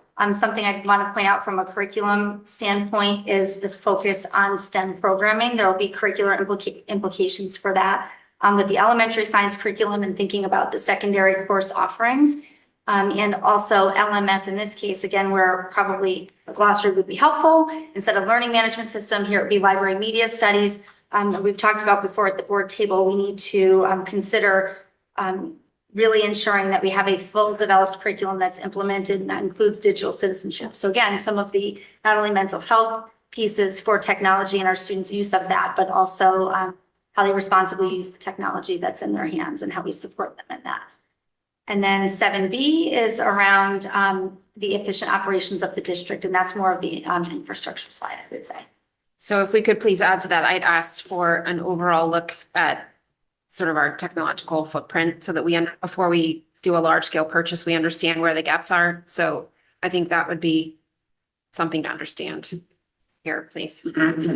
Robin? Yeah, and that was getting to what I was asking for. I wanted to also ask, and I don't know if this should be in goal area 7 or in enhancing teaching and learning, but the technology, I would want to make sure that the technology to allow for students to have consistent access to various like back-end resources, since we don't really have textbooks anymore. And this is maybe more particular to the high school, where for the teaching of the same course, for instance, depending on which teacher a student might have, there might be different resources available if students have questions. And it would be great if all of the students could have access to the same resources for that one course, so that regardless of which teacher they actually have, they have the access to the same materials, because we don't even have textbooks in many cases. And some teachers will do study guides, they'll do class notes, they'll have presentations, and other teachers won't necessarily have that. And I'm thinking about it from a curricular standpoint. I don't know if this has to do with what EduPlanet will allow us to have, or if it's more of a back-end technology infrastructure that would make it easier for teachers to share across a particular class.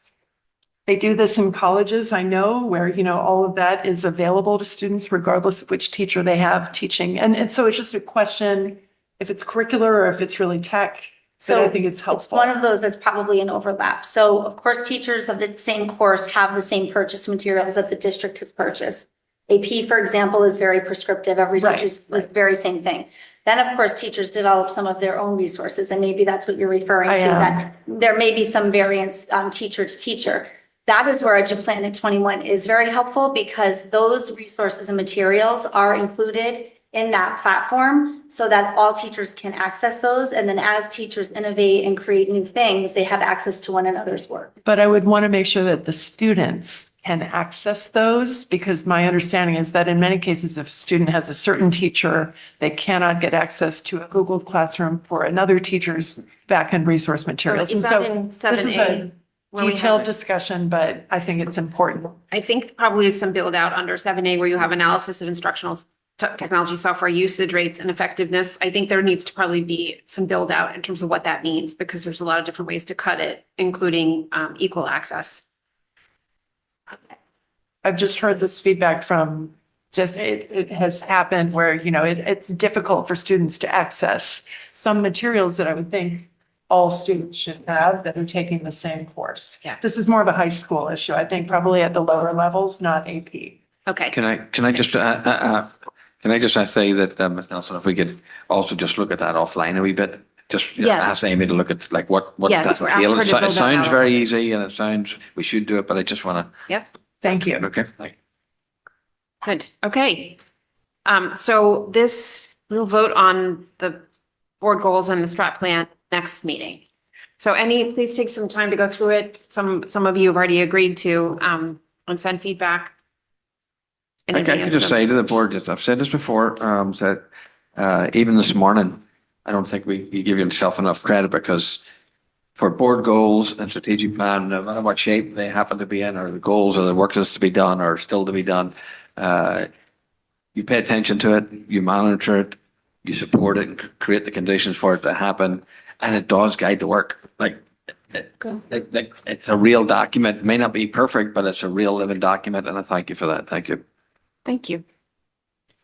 Okay, update on enrollment for the 24-25 school year, scheduling and discussion and possible action on setting elementary class sections. We set elementary class sections every year, standard practice. So anyway, Rich Rudel style, Yep, because we'll it's do it quickly. 2:30. So overall, we are asking to set 108 elementary classroom sections. There are a budget of 108 elementary classroom sections. Overall enrollment is 14 students below projection K-5. Well, overall compared to last year, we're 6 students flat year-over-year. The big changes were Hinley and Holmes were under projection for kindergarten, while Oxbridge was above projection for kindergarten, and we'll move to 5 sections. And then Tokens in third grade, different projection as well. So I'll just point out that the first grade at Henley's right at the number, and Henley kindergarten is just below it. Those are the two that we're looking at, but Just quick follow-up. So Rich, that's going to put next year Oxbridge at having 2 grade levels So at 5 26 sections. So 26 total sections. I don't have 5 and How is that working from a facility standpoint? so space-wise, we are clearly, that is a challenge. Most likely the will move because we'll keep the extra kindergarten up PT room that will move downstairs. We still have the challenge of where language is traveling, which we'll have to create another space for the 4th grade that we had last year for 3rd grade. It's not ideal, right? Build it and they come, and that was for sure, right? But that we're working with Chris, principal, Shirley and stuff. We've thought about, I had the issue. As who? Julie and Robin. Robin and Julie. what was the cause of the Darien High School plus 26 versus projection? I'm just curious. so in 10th grade and 11th grade, our persistence ratios were greater than historical average. And so what that means is we retain more students. We retain, so not meaning like we pull them back a grade, but they. So typically, the exception with going into 12th grade, we're usually around 100%. Maybe some kids move out because they go to another district and move away, or they move to private school or parochial school. This year, the persistent ratios were higher than.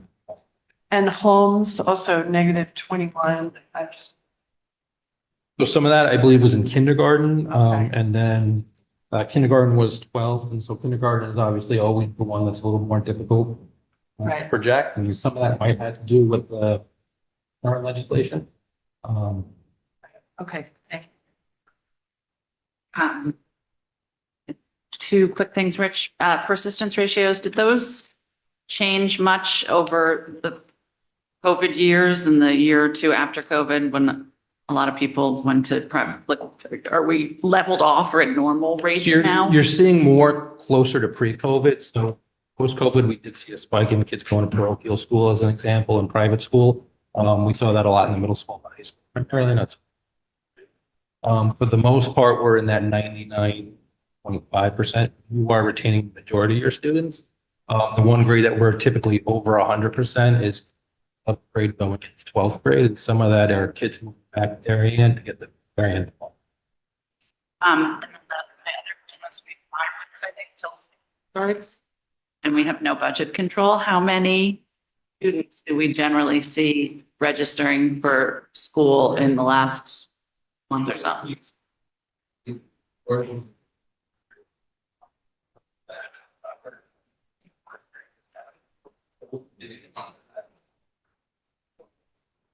And obviously you'll let us know if we need to add a section. Yeah, if regardless of budget control, we need to add a section. It's not, just for the record, it's not always been an automatic that we add this, that either the superintendent asks for it or the board actually supports it. So, we can come back and say it's 2024 in one of the classes and we can handle that or other. Understood. And we have fewer grade levels that are close to the break, I feel like, than we have in recent history, which is Correct. reassuring. And I would say over the last like 10 days, it's been pretty level. We haven't really seen much fluctuation. So I would expect it probably to maintain. Rich, are you monitoring at all? I think it's, I don't know if it's a new phenomenon or it's been going on for a while, but I've heard about this reclassing thing where students go away for 1 year to private school, then they come back, same grade. Are you So we see monitoring that more in the high school area. Sometimes we'll see it where high school and middle school, sometimes we'll see the fifth graders who are going into sixth grade will leave. Eventually they come back, or kids getting ready to go to high school, they'll leave and then they. Okay. Alan or Rich, is one of you going to talk quickly about the teams? So the scheduling has moved forward, and that was it. Yeah. Okay, yep. So they have been on site a number of times. I won't go through all the memos in person and remotely, and been working with our staff from a point of view of working with the central services. Amy, Marge, and Julie have been part of that professional learning experience and oversight as well with all of our principals and assistant principals, both at the middle school and at the elementary schools. So this sort of just gives you some of the highlights of it, the work that has been accomplished. You just mentioned the teams. We currently had 4-4-4. We will have 3-3-4. So that's worked out okay. And I've given some detail here about the actual work that's being completed. If you want to just talk to the highlights of the elementary and the middle school, Amy, do you want to just talk about that for a minute? So with regard to the elementary level, something that we're happy about is ensuring that we have consistent PLC time that does not impact much direct student and teacher time in the classroom. Making sure that that's consistent across the schools is important because that will allow us time for across the district conversations with regard to curriculum and instruction. We've been able to ensure that there are 8 specials blocks, so that allows for a common lunchtime for the specials teachers. We've staggered the DI block. We're actually going to now call that what I need when instead of differentiated instruction. And we've been able to maintain recommended lesson group sizes, which I know is really important with regard to music. Something that's important to note at the elementary level, one of the tri-state recommendations was increasing rehearsal access for schools who may have trouble coming before or after school because of lack of transportation there. So we've been able to do that with the specifics of that, of how that will be scheduled for students. Sometimes during the day, during that wind block. And then at the middle school level, we've reduced the number of math, science, ELA, and social studies teachers that have studies so that those teachers more have content time to provide intervention in content areas. And there's been a request to consider the flex, to consider how students who receive gifted and learning, gifted and talented services have been pulled out of their lunchtime, which we know is super important from a social perspective, especially for students in the middle grades. And so we've adjusted the flex block to accommodate with that so that they're not missing that time with their peers. Great. So this is accomplished within the budget numbers that we. Okay. Great, thank you. Any questions? Julie, then Katie. I had three quick things. The 30-minute pullout lesson for 6-day rotation for instrumental is the same, hopefully, as what we've been doing. Students are not having a reduced time for their lessons. Okay, great, thank you. And for the scheduling tool, is that a software or did we purchase something? Are we subscribing to something or? It's not a separate software, but it's a tool that MSK12 had designed, and we have it. We are in possession of it, and we can use it year over year. So that was part of Yeah, what that we was part bought of it. into, so to speak. A resource that was included in their professional. Better put, thank you. And then the last is, what is the plan for communicating the changes specifically? I'm thinking at the middle school, So as far as the team. So these, all the schedules and stuff will be finished by the end of the month, right? Typically, and we'll communicate accordingly there. We have interviews for middle school principal coming up, so I don't want to make any assumptions, but as soon as a middle school principal has been appointed, we will have an outreach to the middle school community. Certainly want to get the parents together as quickly as we can, but I want to recognize like that some of them are still at the beach and doing what we have to do right summer. But we would have an opportunity to meet the principal, talk about the schedule, talk about the new technology. I think it's important to all that address the stuff. different, the changes, Yeah. because whether people are new to the middle school or not, I think people Yeah. know what they're. Yeah, we'll be expected transparent. We'll to be find. transparent about it. Yep. Thanks. Amy, can you just help me reconcile a little bit of the 8 special blocks, 7 classes a day, 6-day cycle? Can you just kind of say how that works out with those different numbers pertaining to different components? Sorry, in the elementary schedule, I'm sorry. So like the second bullet says 8 special blocks into the schedule, a standard special teacher workload of 7 classes, and then it's the 6-day cycle. Okay, yes. So in really simple terms, the way these teachers who teach on the specials rotation were scheduled before, there were very unequal contact times, periods with students. One teacher had, for example, I'm making this up, 35 contact periods. Another teacher may have had 24. So we've been able to maximize the use of our staff and find efficiencies there from a staffing perspective. And we've done that with changing how we set up the blocks. So instead of 7, there are 8, and then also accommodates a common lunchtime, which often teachers don't have to, but use to talk about teaching and learning and their planning. So the 7 to 8, the difference is that that's like the built-in, like kind of Yeah, it's- offer period, right, for the teacher? Yes. Okay. And then the 6-day cycle is, that's just, that's like the A, B, C, D, E versus Exactly like the that. 8 being the periods. Yes. Okay. Yep. Thank you for clarifying. So that's instead of the Monday through Friday, the 8 through. Marketing, you were part of this too. The only thing that I would say is that because of the efficiencies that were found, we may be able to offer our ELP students some additional special areas instructions. We're still working on the final schedules, but there is capacity for at least art and library and hopefully PE. Not for this purpose, but we know we still have some gap in the contract. So I think when we take a look at that memo about the budget priorities, can we add billing to the extent that we can, but taking a look at that teacher contract and trying to get it all the way to fruition in that budget memo.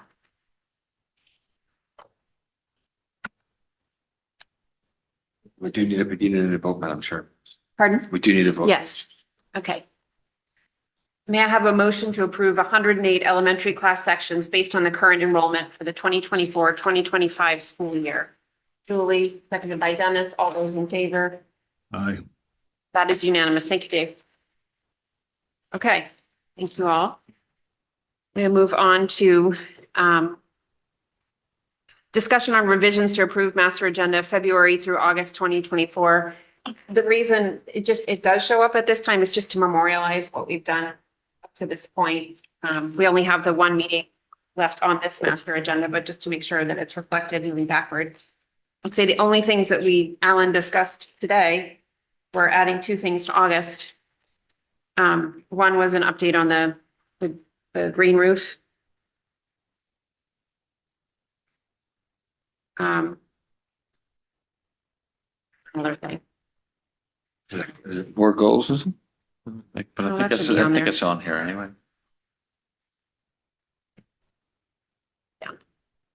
Right. Well, any questions while I look through my notes?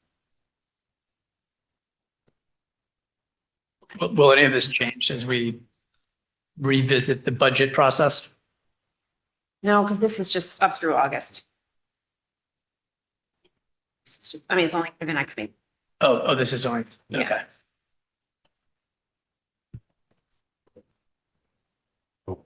Yes, I'll pop on. Thank you. May I have a motion to approve the master agenda for February through August 2024 as amended?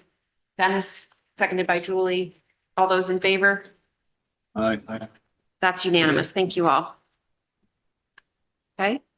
Update on use of technology, the personal mobile device plan, Dr. Adley, Dr. Fettigan. We may have Mr. McGuire is on too. I want to thank him for his work. This is, you remember in the fall, Tim came to the board, and one of the things that was put on the fall for the spring was the screen time and mobile use of mobile devices and so on. So we came back in the spring, and we are putting these guidelines and this mobile device plan in place, and we shared that with the board most recently in the spring here. I want to thank the members of the community who are part of the Away for the Day. Hi, Tim. Good afternoon. And who are actually supporting it, and I encourage them to stay very much involved. We have met with them. We've heard from our parents, and we appreciate their support and partnership in this, because it will take a concerted effort, community effort, and this is what we are actually trying to do. I want to thank them because they will be bringing Max Stottle to parent as a part of the education of this in the fall. So thanks to that group for actually doing that. And this is fairly detailed. What you have is an implementation plan. This is kind of what was spoken of before, but we would say we'd get a little bit more detail about the rollout. We have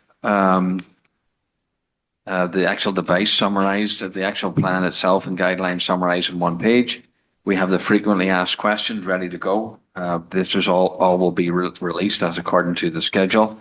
You have a letter from my office talking about the plan and the details of it, and this is ready to go for August 13th.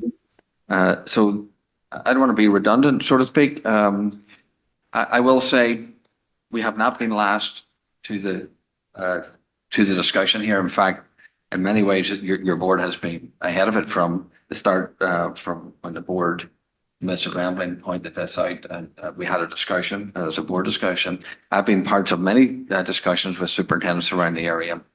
We looked at yonder bags before anybody has actually looked at yonder bags. They have decided to take them, we have decided not. The idea of trusting young people, well, sorry, I do trust young people, and I trust people to be able to step to the plate with expectations, but also reinforcements. And this is not a punitive, like on first offense, you get a detention. We're not doing that. Okay? We're not trying to do that. I don't happen to have personally on a personal level agree with everything I'm doing, to be honest with you. Right? But this is listening to the staff, listening to the administration, what we can put in place. We should put something in place for the high school. I've committed that, and I've shared with the board at the last meeting even, that we will look at the high school immediately in the fall. There's some more complex issues to be dealt with there. And I want to make sure that we deal with it thoughtfully, but we'll bring that back in the fall as well. That should not be a long discussion. It should not be a long process. Could we implement something mid-year? Yes, you could. But there would be nothing to stop you doing that. I just want to make sure that we do that thoughtfully. And contemplatively and deliberately. So this is, I'm happy to talk to any aspect of it. In summary, the middle school is away from the day. I can't have it at lunchtime or otherwise. It will be in the locker. we're saying that they don't need them at that elementary school, or the middle school for that matter. There is a wee carved out here, a wee opportunity for parents who, well, after school or otherwise, I don't happen to believe that necessarily, personally, from a personal level, I think, but professionally, it's a place where we've landed. The elementary school, we're saying they don't need them at all, and if they have them, that they need to be in the book bag. For middle school, we don't believe that you need them at all, but we respect the people. That wasn't a unanimous decision in terms of, or even our cabinet or our administration. But if we've carved out a respectful time for people, if they feel as if they need to talk to their kids and the kids need to organize stuff after school or otherwise, okay. During the day, it can't be used. But it needs to be in the locker if it's there. We are absolutely discouraging them bringing it at all. But that being said, we're respecting those parents who want to make that decision for the middle school.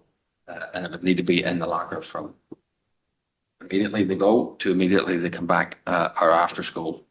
They can use it on the bus for middle school. Elementary school kids cannot use it on the bus. If there's a consequence, the consequence is the parents need to come after school. I'm sorry, I'm not blaming the kid necessarily. I'm bringing it on a phone. And honestly, it's going to be an inconvenient to the parents because I'm not disturbing school all day, every day for people to be dropping in and out of the office. So you're going to have to come after school to get it. It said that there's no consequences. There are consequences. And my guess is the parents aren't going to like it.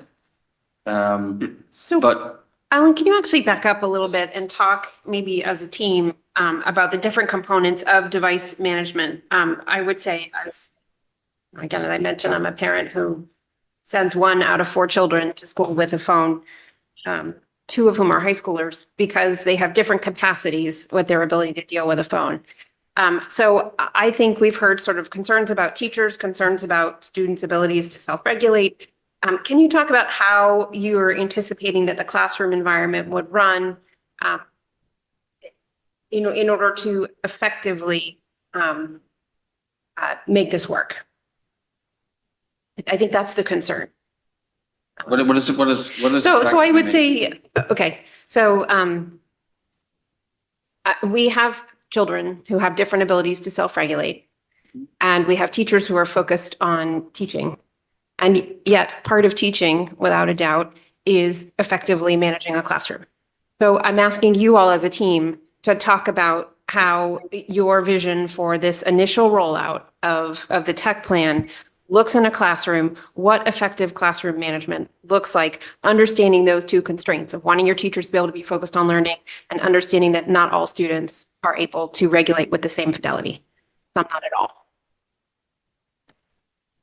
So are you talking about not being able to regulate fidelity around?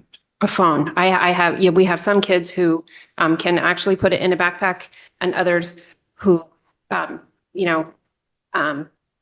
the most extreme cases can think of nothing else. So I have one of each. I have more than one of each. I would, and then want to simplify it or misunderstand your question as or the question. We want to partner with parents to discuss what's going to happen in the classroom if that's the case, and to help us with the understanding that it does happen, how best for their son or daughter to address that or respond to that particular situation. Invariably, just as a matter of practice, the teacher, this is a concerted effort. The teacher is going to confiscate the phone, and he or she at their earliest convenience, it may not be right after class, it will be going to the main office. The students we're going to be having education to start with. It's not going to start the first day of school. I think we said school starts I think August 28th. That's Wednesday. So we are going to use Wednesday, Thursday, Friday with education to the classrooms and to the students and to the community that it will be implemented on the following Monday, or actually Tuesday, back to school after the holiday. And then we will be implement it with as much fidelity as we possibly can. Okay, I'm gonna ask my question a different way. So in my own home, I have a lot of systems and structures to deal with the presence of devices in the home, right? We have anything from a safe where everything is locked away to specific times where things come out or don't. In the classroom, what does classroom management look like? What does the teacher look like in terms of not just from a if it comes out? Yes. Talk to me about the classroom and how it gets managed. I may be misunderstanding your question. If it's without a phone, is that what you're talking about? Because of the Well, predominant, is that what you're I saying? think the concern, Too. pardon, you are, Yeah. I think the concern is, that I'm sorry if I'm unclear. I think the concern is that we have kids who, regardless of the best intentions of anybody, don't have the ability to keep it in their backpack. Not all kids have self-control. Right. So why wouldn't the parent just put the phone in the safe at home and not allow it in the backpack? So that's been my parental choice, right? And at the end of the day, I think parental choice is a big component of this. If you have a kid who doesn't have self-control, Keep it at home. keep it at home. Some parents aren't choosing. But some parents aren't choosing that. So Well, my, then they're gonna have. my Which will be question, disrupted in the classroom. so that's the my question. Thank you. Yes, that's my But question. even if we are respectful colleagues, partners, away from today, it's going to be the same thing. Oh, can you not hear me? Can you hear me, Tim? I'm sorry, it's breaking up on my side. Our partners in away for the day, it's still big on us. If you that scenario, right, which would be okay, we're not going to have them at all. You think that parents aren't going to send? Some parents are not going to send them to the schools still. The message is the same. So we're still going to be left with a dynamic. We have young people who there's going to be a process of self-regulation, maybe frustration.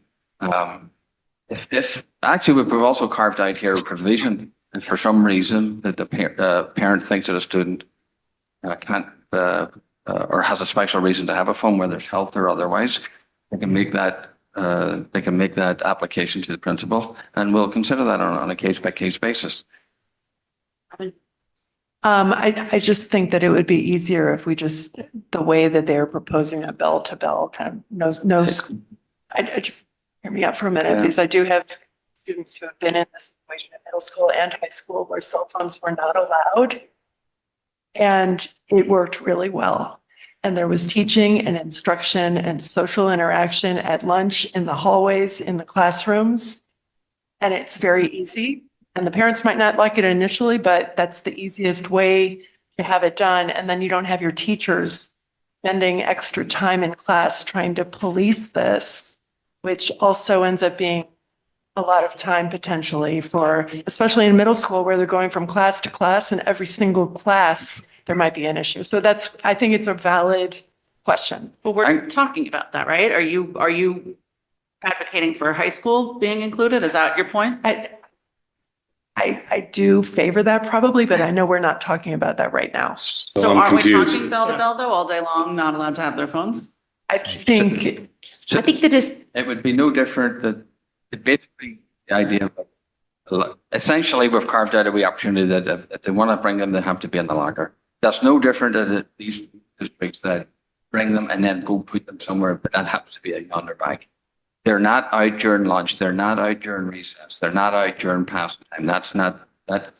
And we have to build up a community for participation, partnership around this. And we have to be very clear about the message. I have driven my cabinet crazy with levels of questioning about this, what happens under this scenario, that scenario. We have to be very clear about it, what we're asking our parents to partnership ourselves in. We're essentially saying that it is bell to bell. And if you think it's any different of people who have implemented policies and so on, you still have people who are going to bring them. You still have parents who are going to say, no matter what the policy, how strict you think it is, or how liberal or otherwise, you'll still have people who will send them. You can't like under what's stopping them sending them, so they'll still be dealing with it. Anyway, I'll hold it off for questions first. Katie.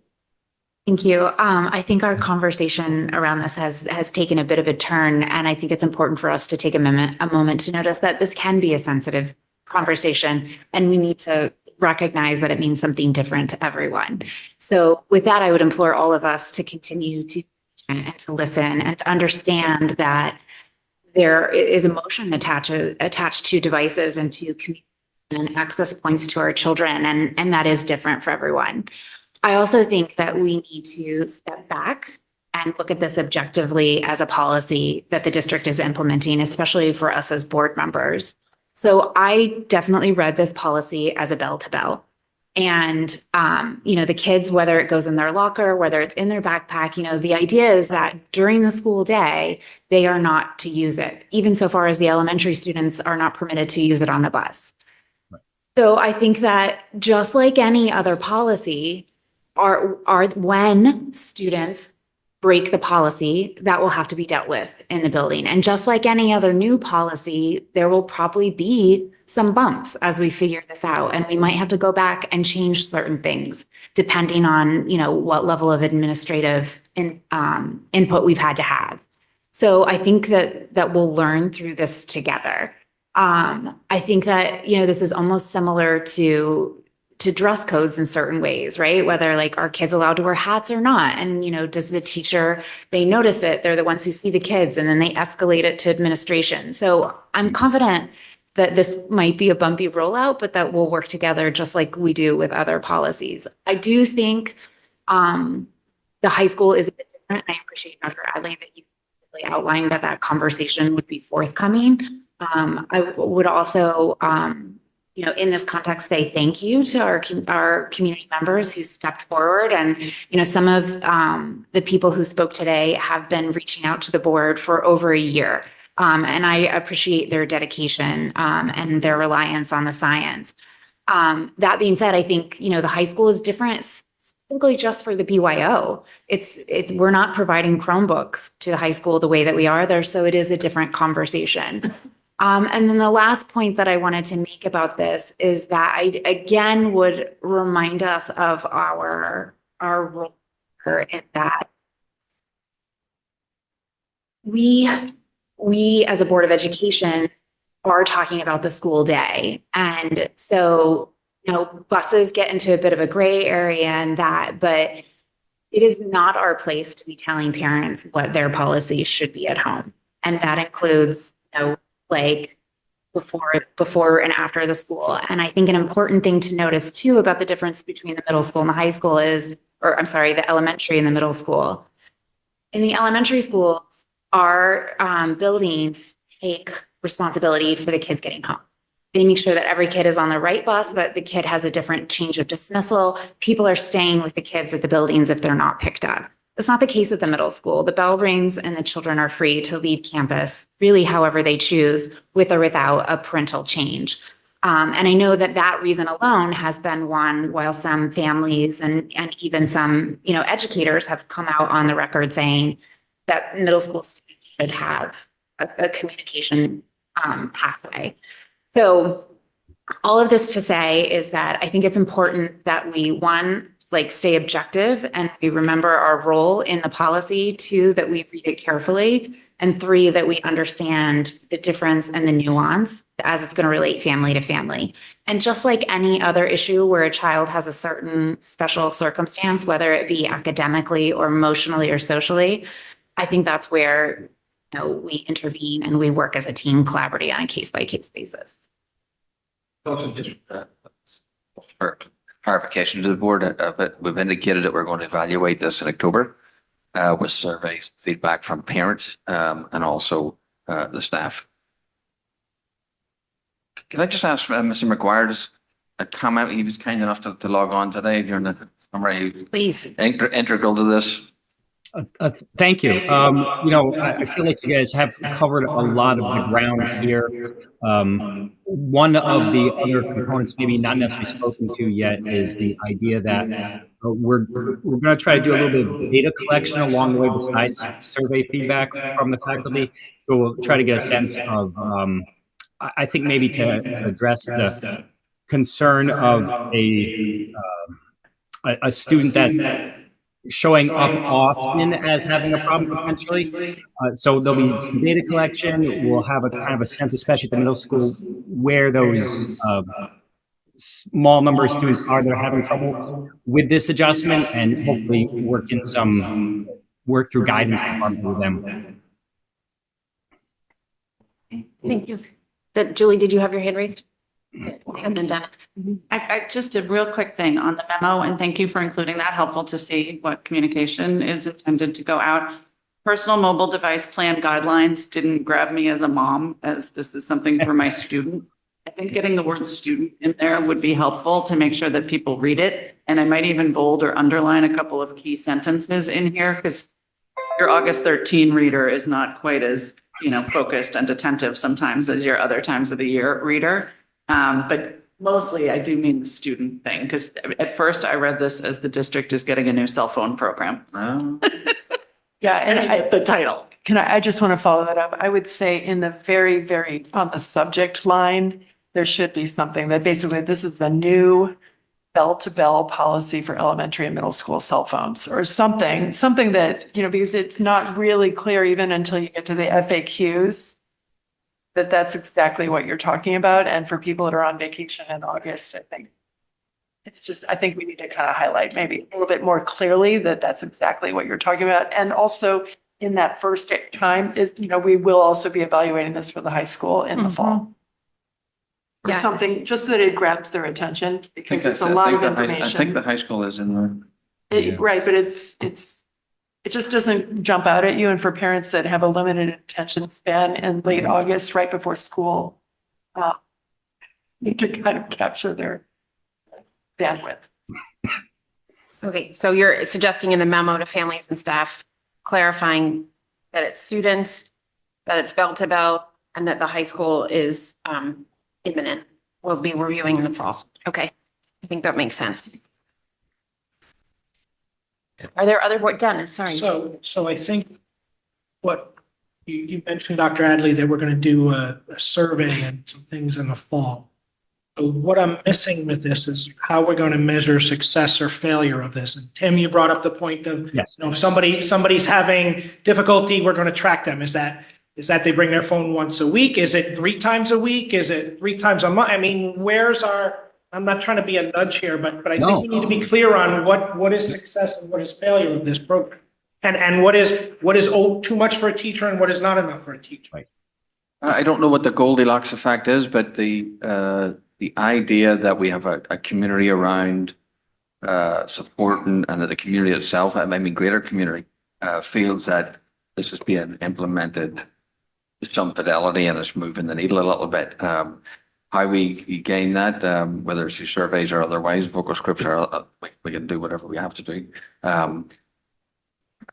In all honesty, Dennis, the part of the scope of even getting a sense of what's the scope of the problem now, it's not that easy.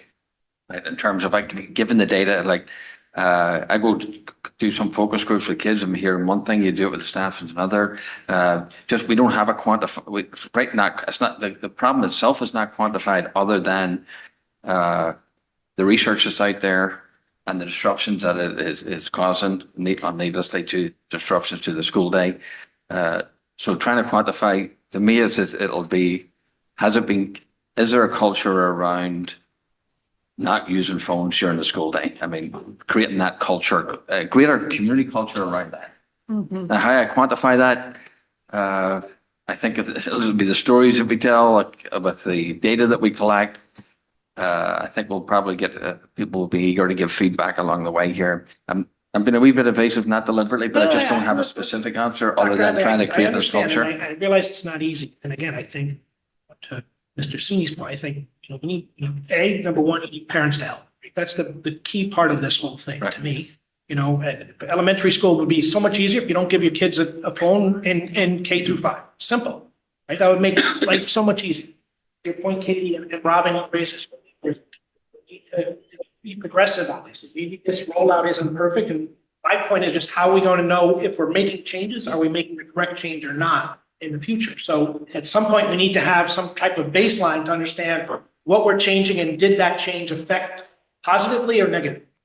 That's all I'm trying to say. I understand it's complex. I do. And a wee indicator might be, we heard from the researchers out there, and part of the research is if it becomes a sort of climate within the schools where it's cool not to have a phone. A lot of kids have phones now because there's pressure to have it, and that peer pressure or otherwise. Can we change that culture where it's okay and not the norm is not to have it? So we'll look for metrics and different things along the way to tell that story. I will just add to this. This includes smartwatches too. Okay, right? So smartwatches, cell phones, other non-ancient school devices and readers, that's part of this, all right? So I just want to be clear about that. And honestly, I'm going to need the board support and giving it a wee bit of a chance. Look, it's a process by iteration. If it doesn't work, then we come back to the table. But I'm going to need the community, the boards, everybody's support to try to move it forward. And I think when you say I'm going to need it, I think kind of back to the point, teachers will need it. Right. Yep. Yes. No, well, And I think that's an important that's component. really what I mean. Yeah. Okay, Greg. I've heard a lot of comments around, and I guess also in terms of taking surveys from parents. So it's irrespective of our collective or individual views of the policy. Like, we heard this morning that one of our primary roles as a board is, and one of the things that we're measured against is actually listening to the community. I think what I heard this morning was that there were parents representing roughly a third by my math of our student population across all grades. And I didn't hear a single parent stand up, say, and all of those parents were saying, no phones, K through 12. So that's a third of our student population is saying, no phones, K through 12. Wasn't a third of our parents here. Said 500, There was 600 people. 1,500 students on the, Wow. that's what they said. We can That was dispute. based on the petition. Grade Yeah. 20 high school parents. Yeah, but they said there's over 600 parents, families representing over 1,300 students. The math is pretty simple. You just divide by the number of kids and that's roughly a third. And that's more significant amount of anything that we've supported, I think, in the past year where we've got that So kind of. are we parent listening feedback. to our community as a So- board or not? What does that mean? I mean, like, what are we not doing? Well, they're asking for a different step on this. They're saying what you've proposed is insufficient. That's what I heard this morning. Okay. But insufficient in the sense of it doesn't address. Well, it doesn't address, they're asking for K through 12. Yes, we're going to do, we're going to come up with something with K through 12, yes. That's not what this says, though. Yeah, so I understand the ask, then we have parents asking K through 12. Is it feasible, given the bring your own device policy, for us to put forward a bell to bell in the high school at this stage for the start of the school year? No, absolutely not. Okay. Honestly, there'd be a massive disconnect in the community around that. It doesn't mean to say we're not going to get there. It doesn't mean to say I'm not going to address it like immediately as school starts. Okay, so at this stage, what you're saying is we are hearing the community say they want it through high school, or at least a portion of the community is saying that they'd like it through high school. It is something that the administration will be looking at in the fall. Minimally, administration, we have to take a position on what is the position at the high school and why is it that position?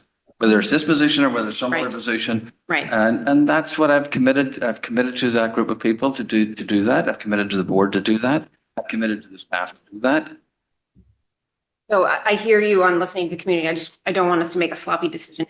Or part of why we asked for a little time and attention to the rollout was well supported and defined before we got to 12. So, before it was put in place. So that would be my hesitation if we tried to undertake the 12 at this stage. I think, well, you're saying it wouldn't, administration saying it wouldn't be feasible to do it well. Don? Yeah, and this board doesn't ever govern based on survey results. So I just want to make that clear. And we haven't or different programming if we did. I don't think it was a survey. It was a letter directly to the board with signatures from 600 family members. Or petitions but I want to make that clear. No. Two, Go ahead. two, if a parent, these don't show up in kids because the kids are purchasing them in elementary school. I don't know, a lot of $800. So parents have the choice to be leaders in their own households on this. We're asking emphatically that they partner with us in the lower grade levels. If parents don't want to see high school learners have phones, they should also remove them from their backpacks as they go to school. But you're also in high school transitioning to college. You also have this bring your own device, policy that we have. I think we have to think long and hard if we want to implement from a board level.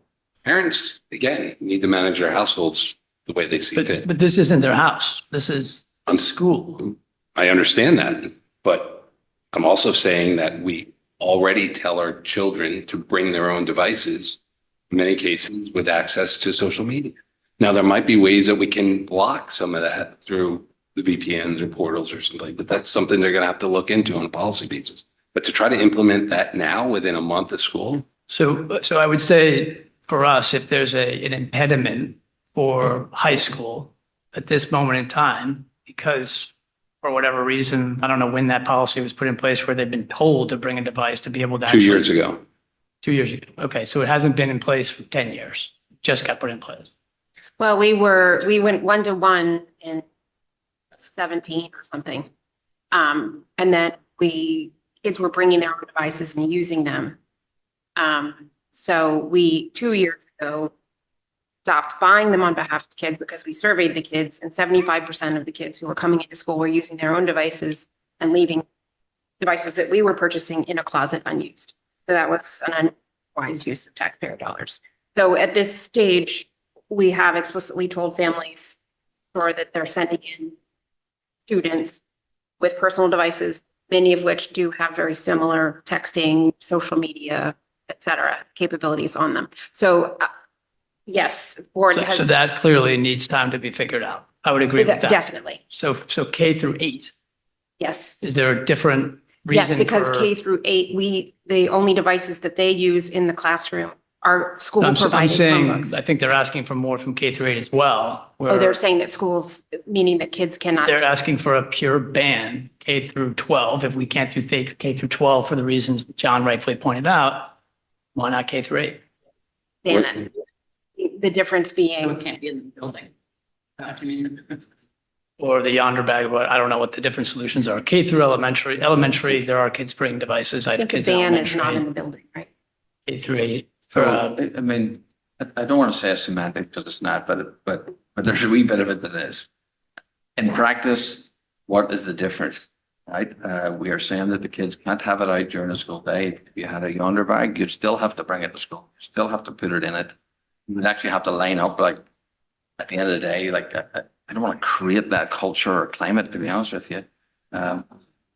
It comes, and look, listen, you could say, Alan, what have we been doing all along? Well, there's been a lack of enforcement of it. You could, that's your fault then, okay. But there's been no groundswell, community, sort of like collective, okay, we're gonna try and make this the welfare of our young people.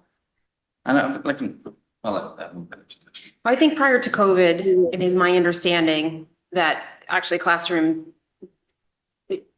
were much cleaner in terms of their enforcement about devices. But then the number of devices, and we also had the Chromebooks come in and it was post-COVID and there was something of a hands-off approach. So that's my understanding of culturally what changed. Somebody can correct me if I'm wrong, but anyway. But to me, the difference is the enforcement. So Yes, you're either yes. telling parents, enforce this at home, don't let your kids bring it to school, or you're saying you can have them bring it to school and we're going to have to deal with the enforcement.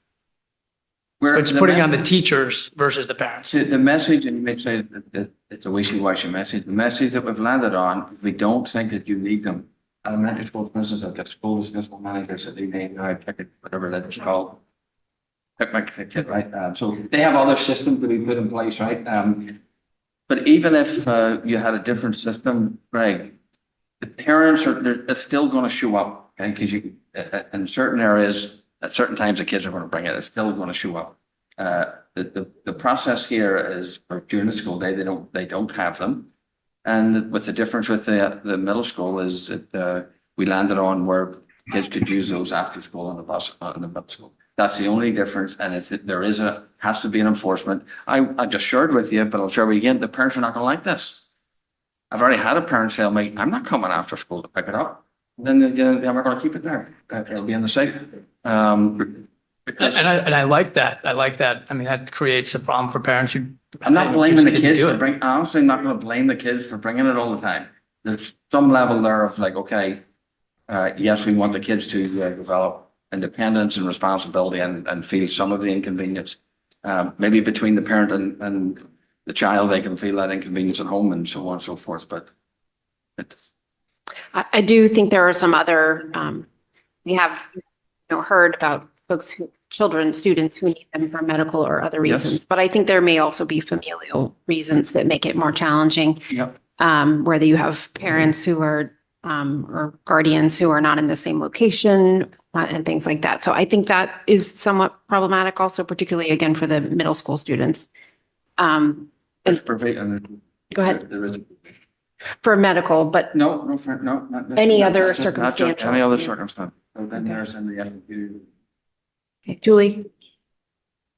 Just an idea, maybe a terrible one, but is there an opportunity to provide parents with some tips or ideas on things they can also be doing to help with this? Like, well, first, you can not let your kids have social media. You can require that all apps be approved by you. You can put time limits on how much time your kids have Wi-Fi, 5G, access to any individual app. Like there are a million simple things that people could do to even mimic an 8 to 3 thing at home or however they might want to do it. But if we could do it in a way that's, in partnership, here are some other ways. And also for students who have a need to have a phone or a device, in school, perhaps there are ways that they don't suddenly become, the center of the TikTok world because they're the one kid that has a device. And I think the way FIDE parents are partners with is around education for parents. And I really appreciate that part because that's really, really helpful, the education part of it.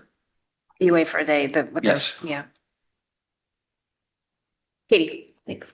I actually think that's a great idea, Julie. And Tim, maybe that's something, well, I'm sorry, I'm not going to talk to you because it's not my job to give you jobs. But maybe that's something in this letter that I was a little surprised to find it in the meeting materials saying that we had discussed today before we had discussed today. But I think that could go in there, about some suggestions like implementing screen time during school hours so that even if your child is taking a phone to school, they aren't even able to access it. I think there's a lot of partnering that we can do. And then lastly, just on a lighter note, I just wanted to say that I think as we come into this culture shift that we're hoping to create, I think that as that grows, the schools, the teachers, the administration will be able to act very quickly on it. Because I can assure you that when my child snuck a hedgehog to the middle school, it was found out and notified, and I picked it up very quickly. Alive, oh, wow. Pretty good. Oh, Greg. Just 2 more questions. One is on the letter and outline everything. Do we have an opportunity to provide additional comments as Yes. we go through it? Send some Because I know it was comments. just we Yeah. just got it a couple of days ago.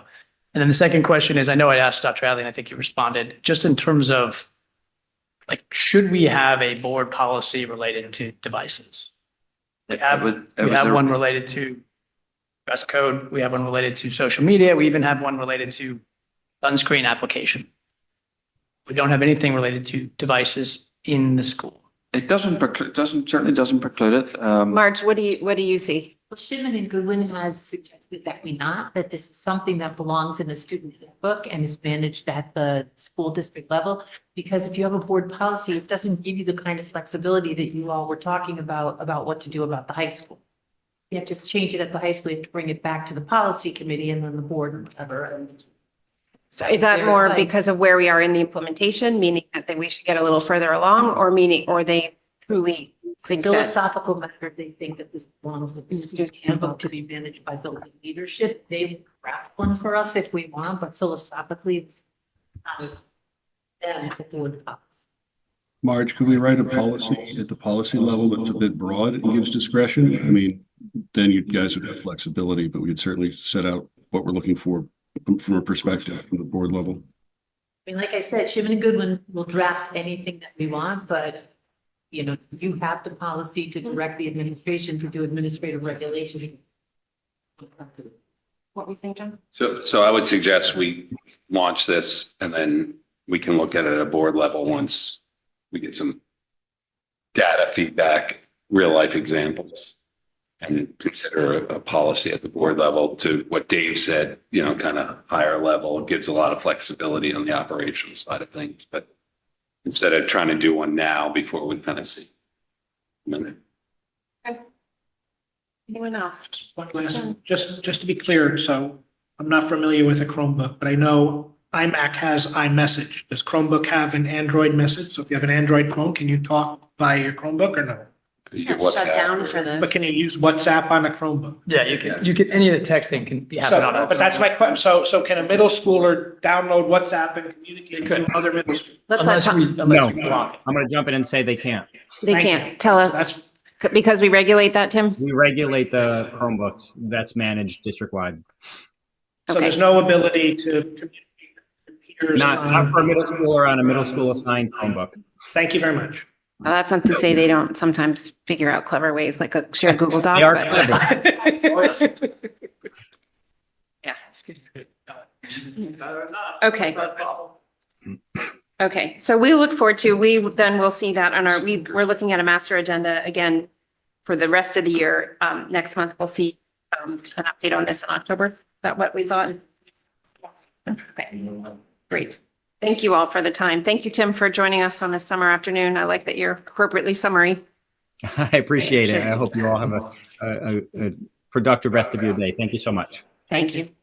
Okay, the next item is discussion on future review of athletic funding structure. I'll actually turn this to Julie and John, who've done some work queuing up what they think, how to frame the question for us. For questions, I think Julie did a lot of the legwork, so thank you to that, and thanks to John for helping work to the two of them for working together. Julie, Okay, that's what I'm trying to say. Yeah, then. We're on that. We're not voting on the mobile No. devices, not at all. So it's just implementation. Correct. It's not a board for the rest of vote on. Question. Thank you. Yep. Julie, John, take That it means away. I passed the torch to Julie to talk about it. Is that how this goes? Because I've already done all the work, I have to continue to do all the work. Thank you. So I'm here for you. as Jill mentioned, John and I had some conversations, just trying to think about how we want to frame up asking to take another look or two at both athletics and extracurriculars in general. I know we've had a lot of discussion in this area. I know that the cabinet and the district has done a lot of work in this area, so thank you for that. That's not being ignored. But before we go into budget season, we're hoping that the board can kind of come together with some agreement on what we'd like to look into a little bit further. The biggest caveat is, I think John and I definitely feel, and I think we probably would all be in agreement, we're looking at ideas and solutions that won't create any barriers. We want as many people to be able to play, join, et cetera, as possible. So we're not looking to limit that in any way. Specifically on RC 11 athletics, I think we want to ask that we do a comprehensive review, or we'd like to ask for a comprehensive review to identify any potential efficiencies. So are there any things that we haven't looked at before? Are there any things available to us that we haven't done? Are there any things, and I know we've looked at other districts and I know we did the SEAC review, but are there things other districts are doing that we are not? Are there things other areas are doing that we are not? For example, Shirley, you took us through a bunch of ways you're going to look at special education in the coming year to see if there are any efficiencies. I'd love to get an understanding of what we're looking at for RC 11 in the same way, to see if there's anything else that we could try to impact. And then I think the second piece, you're welcome to jump in anytime. So, You want to jump in on the first piece? no, well, yeah, I will. Thank you. So we looked at the participation fees. So a lot of the work's been done. You know, that there's districts that do mandatory participation, voluntary, do both.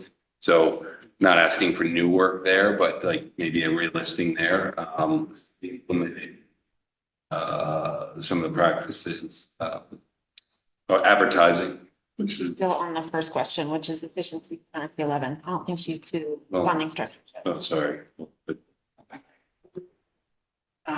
Sorry, then I jumped ahead, so shut up. Back to me. So then the other is sort of the broad review of funding practices for extracurriculars, perhaps across the board. Are there any other sources of funding? Are there grants anywhere that we haven't explored? Are there fundraising possibilities that we aren't realizing, or that we have policies in place right now that are limiting the usefulness of Private dollars. funds raised? So, Private dollars, or by team, you know, the team can't carry it over to the next year. Maybe they could, and it would make it more useful for a team to try to fund some of their own things. Do you want to talk about the? yeah, private so dollars? just like for an example, there's sports specific booster clubs, and I think we asked Chris, and I think our policies allow for that, but we can't believe those booster clubs can't pay for coaches. Where in other towns, they do, you know, so things like that, that might open up more private-public partnership dollars along the way. So those are really kind of it, like I guess it's a deep look or a careful look. I'm not saying it, Katie, don't even laugh. A careful look at RC 11 just to see if there's anything in there that we haven't, any possibilities that we haven't realized, and then a broader kind of outside in look at, are there any policies? Are there any practices? Are there any other ways that we could be looking at doing things? Are clubs mostly fund themselves except for stipends? Is there anything that they're doing that we could copy more in athletics and vice versa? We have reorganized things across the district. Is there any sort of reorganization that would help, whether it's staffing or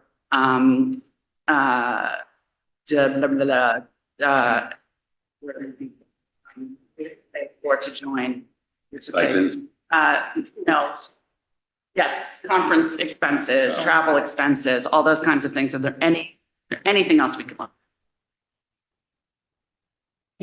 I'm so sorry, Julie. I was digging through looking for a memo on this. So could you just very quickly tell me again what your like top 3 points were? I have the fundraising last one. Yes. So basically what we're trying to do is get the board to buy in that this is something that we want to ask the administration. So that's the first point, because we only ask for work, right, as a full board. So trying to get everybody on the same page about what we'd like to look at.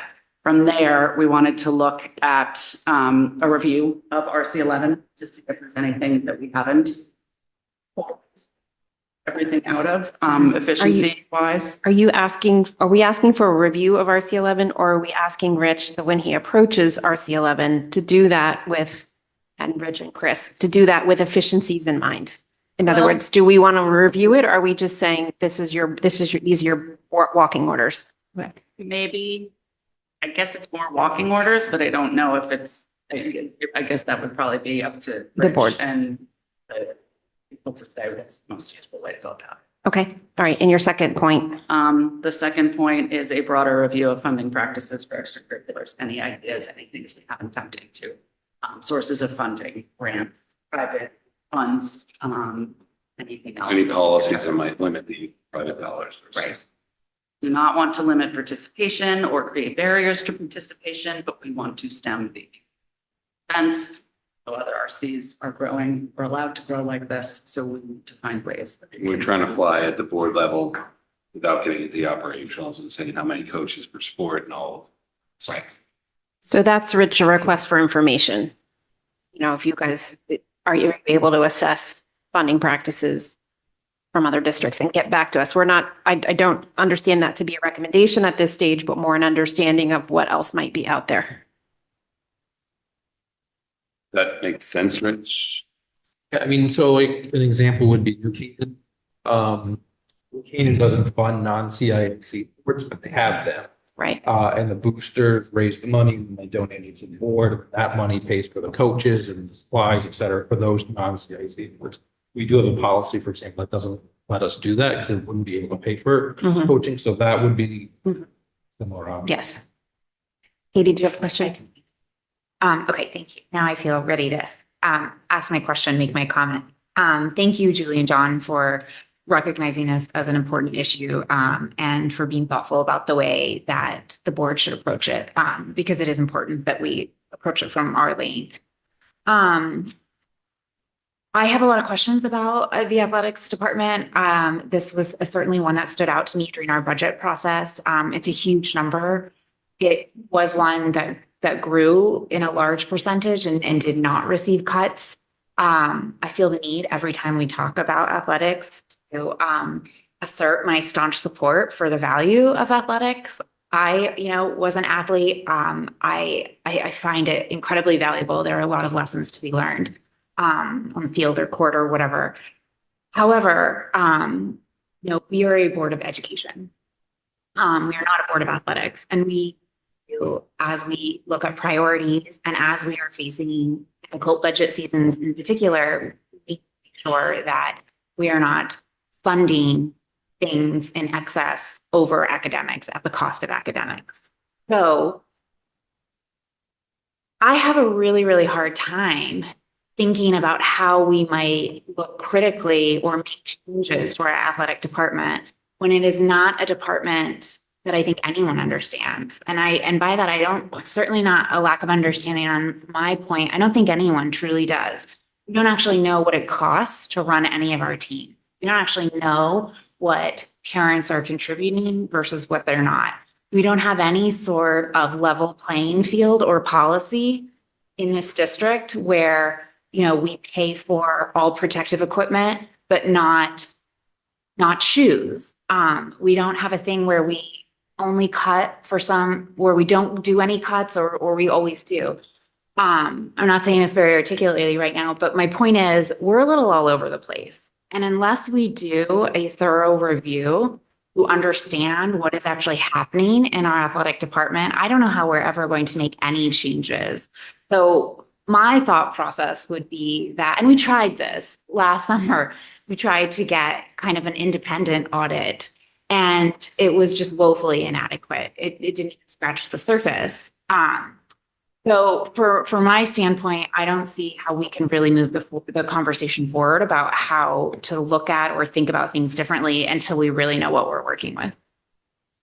The only thing I would argue, Katie, is I think what Julie and John are trying to do is get the conversation moving forward, but trying to say some of that information, yes, we see it in the budget book. It's, some of it's, we have multiple years of memos. So I think though that we're trying to keep the board in its lane, right, as you mentioned. So if I don't know that we need to know everything about how the athletic budget works as much as we need to say to administration, this is an area where we want to support students having as many extracurricular opportunities as possible, but we think that there are probably efficiencies in that budget that you guys need to go find. So I think that's how we're handling this.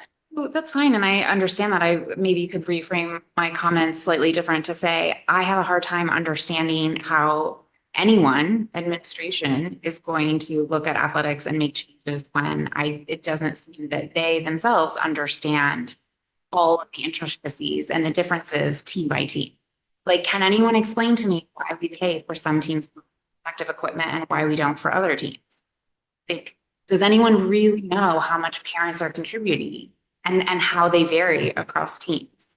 Without that information, I don't know how anyone, whether it's the board or administration, is going to be able to make confident decisions. Only together when they, go ahead, Greg. I think for me, at least the decision point comes more down to who's going to be doing the work, how much is it going to cost? And if it's folks who are in this room, do they have other priorities that may take precedent where we think that there's more cost savings opportunities? And I don't know if there's other line items or where we should be doing the same kind of stuff or not. That to me is the way that I would make the decision. Okay. Rich, do you have any? Sorry, Alan. No, you understand. We've answered some of the questions, right? Can you speak closer to the mic, sorry. please? We've answered some of those questions, and if there's questions that people need to know again, we can get the answer. I just don't want the community to be, we don't know what we're doing, we don't know the cost of this, or we do. There are some nuances to it about raising funds and so on and so forth, which I recognize, and it's not always straightforward. And even I sometimes go back to, maybe what we're doing there in that capacity. But I just don't want people to get the wrong impression that we don't know the funds of how much it costs for this, that, or the other, because I mean, that's not correct. So outside of RC 11 on athletics last year, we spent 630,000. Outside of RC 11? Say that again, Rich, please. So outside of RC 11, the money that's collected, whether it's through fundraising or with voluntary fees like that, amounted to $638,000 across sport. That was funded by parents or booster clubs or other? So not out of our budget. And what's the dollar amount for RC 11 and where does that rank in terms of the RCs by dollar amount? In terms of so RC 11 spent just shy of $2 million, $1.98 million last year. I So would have to say that's not even, I mean, we just talked about a new one that's going to be $1 to $2 million per year going. So if we eliminated the entire athletic, it would be as much as this new one we're at. That seems like So tough utilization of resources. Well, my counter to that would be that RC came to us up 14% over last year when it came into the room at the start of budget season, which when every RC is being asked to do more with less, I think we need to ask this RC to look as hard at doing the same. So I think there's nuance here because I think that what Julie and John asked for is for an efficiency-based approach to budgeting RC 11 this year, which is a bit different from, I think, what Katie is describing. So in terms of your use of resources, I would distinguish between what's on the table. Oh, so so maybe I was unclear. Are you guys not asking for someone outside of the team or someone from the team to look into it, or I don't? Yeah. There's been so much work done on this already. Yeah, I We're just don't know. asking him to pilot. And if we can find some efficiencies, I will not support what is being brought forth by Katie. I mean, we're back down in the same wormhole we are every single year. And we're already an hour and 20 minutes over, so. Yes, Katie? thank you. I'd like to clarify a point. So Rich, thank you for the numbers on what was spent outside RC 11. That's really helpful. I just want to confirm though that doesn't capture everything, right? So like when the captain's parents send an email to the cross country team asking for parent dues, that's not in your number. so if the money doesn't come to the district Right. first, Okay. then it's not. So if Thank the you. captain parents collect and then provide to the district. That's right. Check, yes, but if the captain's parent collects the Exactly. money and do it off site. So thank you. I appreciate that point. And I just want to clarify that, Alan, I did not mean to intimate that the district doesn't know what it's doing with athletics. We clearly have a very successful, highly competitive athletic program. To be more specific and accurate, what I meant is we don't know every aspect. We don't know every contribution and every dollar. We just don't, because there are multiple channels for them. So, as John's saying, like, oh, we've already done this a million times, we never really did do it fully. We never did it where it captured all of those different revenue streams and all the things that are being, and if that's not the appetite of the board, then that's okay. But we need to be clear about what we've done and what we haven't done. I think the only thing I would say, just in terms of that kind of last gray box, it's a bit like trying to capture all the PTO's money, because there are monies that go to captain's parents that are, pasta dinners and things that really have nothing to do with the district. But the PTOs aren't costing us $2 million a year. Well, it depends on how you define cost. They cost a lot more than that if it's just schools. So I think, anyway, I think the question on the table is that will the board support two different things? One is asking Rich to take an efficiency-based approach to RC 11 this year. And I mean, honestly, that should be true in every RC, but we're certainly watching the rate of growth in 11. And the second ask on the table is for Rich to provide us some more information about any other alternative funding structures that might be out there that we are not currently using. Is the board interested in one or both of those items? I certainly am interested in the second one. I mean, I agree that we should be taking an efficiency approach to every RC. Okay, Jill, yes. I agree we should take an efficiency-based approach to all RCs, and I can think of some others that actually I definitely agree with that are very large and growing much higher rate. I also agree with the funding-based, looking for other opportunities for grant funding, et cetera, and I think that that would be well served.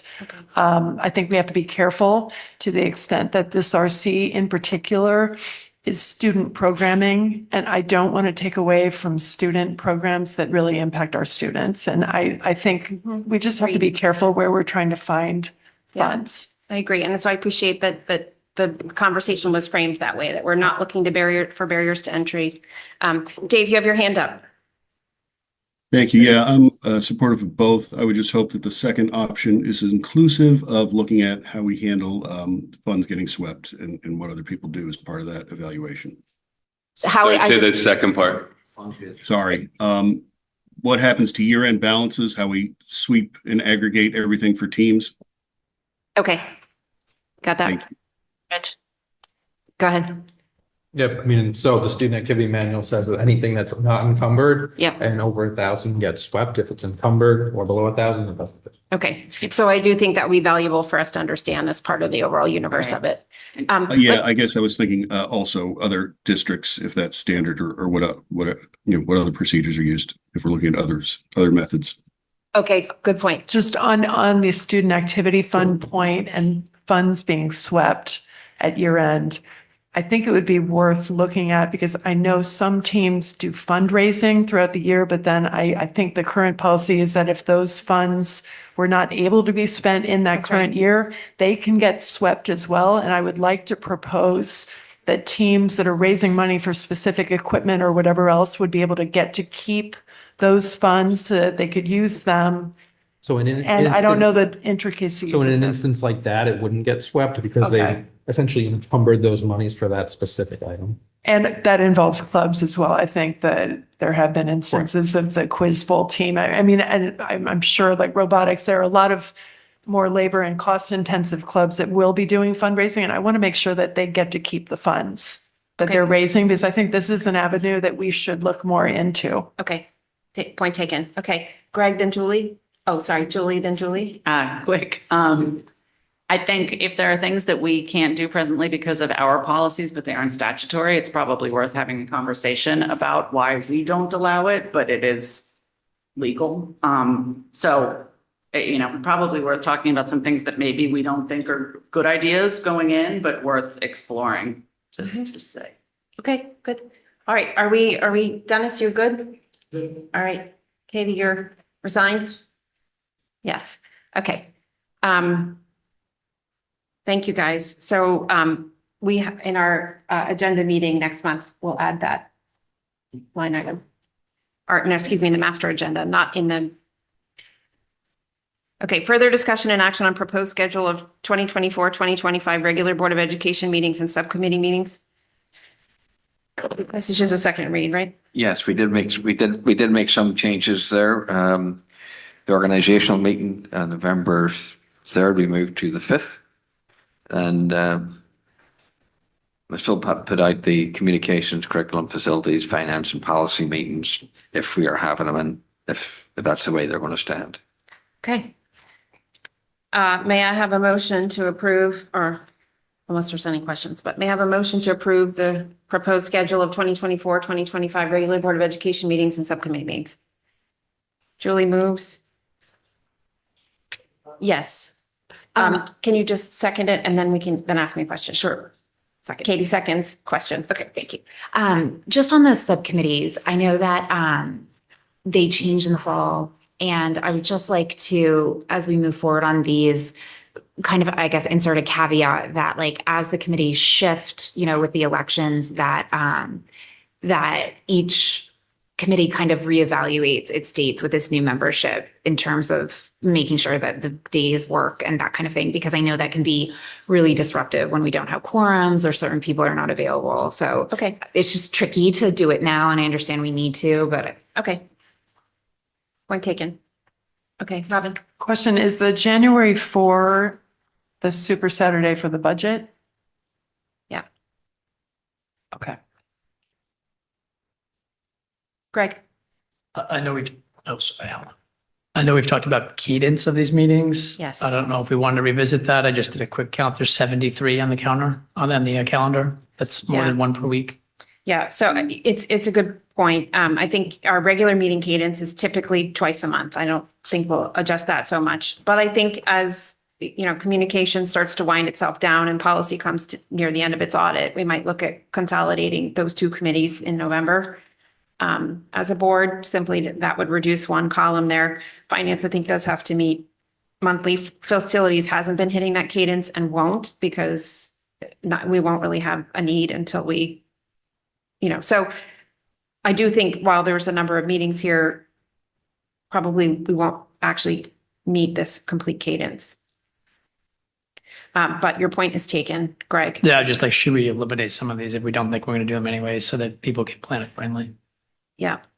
Well, I think facilities probably needs a I'm look. thinking I don't much, think you need I'm thinking less about us and more about I don't think you need a the monthly people who meeting. have to be at every meeting. 73 is a lot. The reason we've kept a sort of a monthly cadence is that then there's a placeholder. And so if facilities needs to meet, that committee's already reserved the time, but it can be canceled.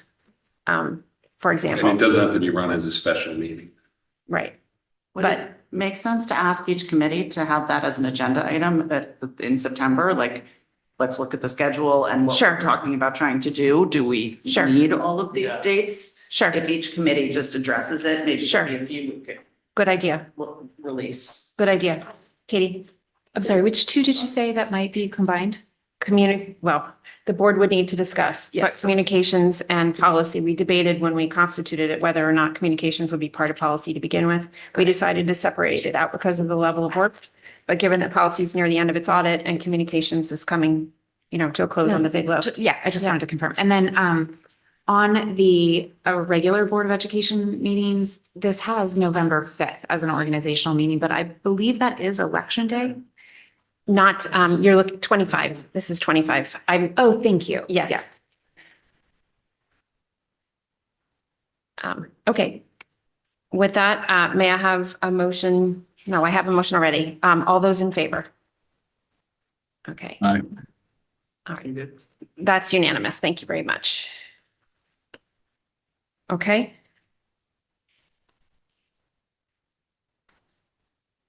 Personnel report, Marge.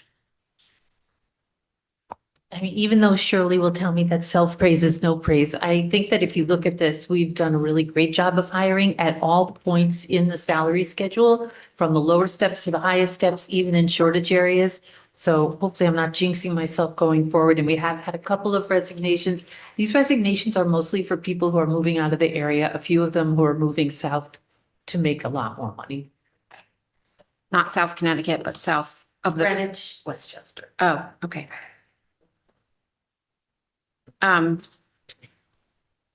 Marge, how many openings do we have right now?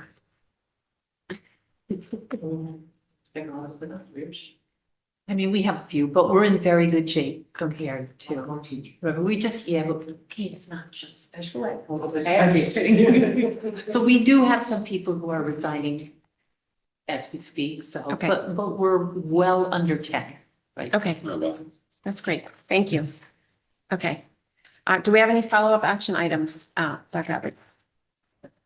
Well, this would typically be, maybe pick the wrong meeting to actually rule this out, but for you to tell us as to like, okay, like the administration, these are the things, the follow-up action items.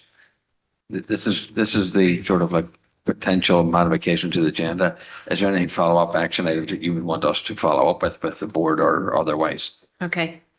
Well, we do have a few things. We have Rich's Yep, project. I think yep. it's public comment next. It's really, that's what's going on.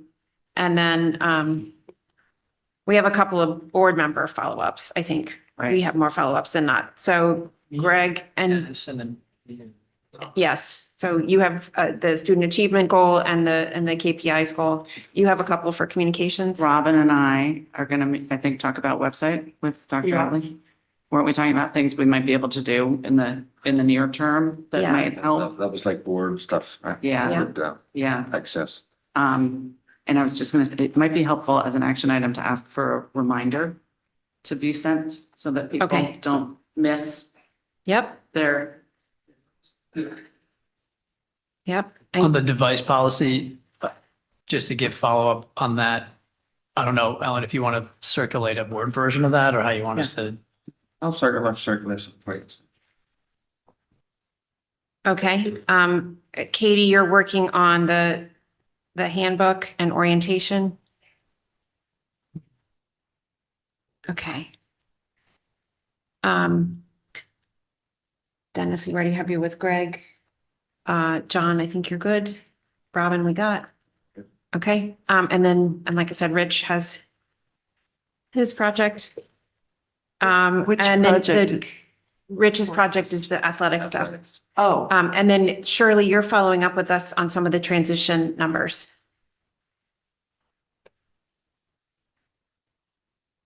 Okay, did I miss anything? All right. Thank you, guys. Okay, public comment. Yeah, come on up. Cass, you want to speak? Yes, sorry about that.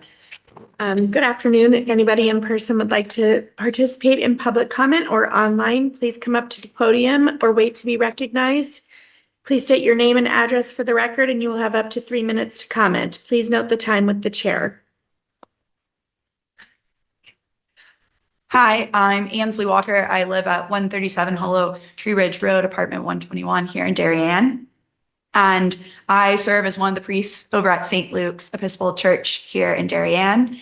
And I know I'm a little late to the party, but I came to express my support for the Away for the Day initiative.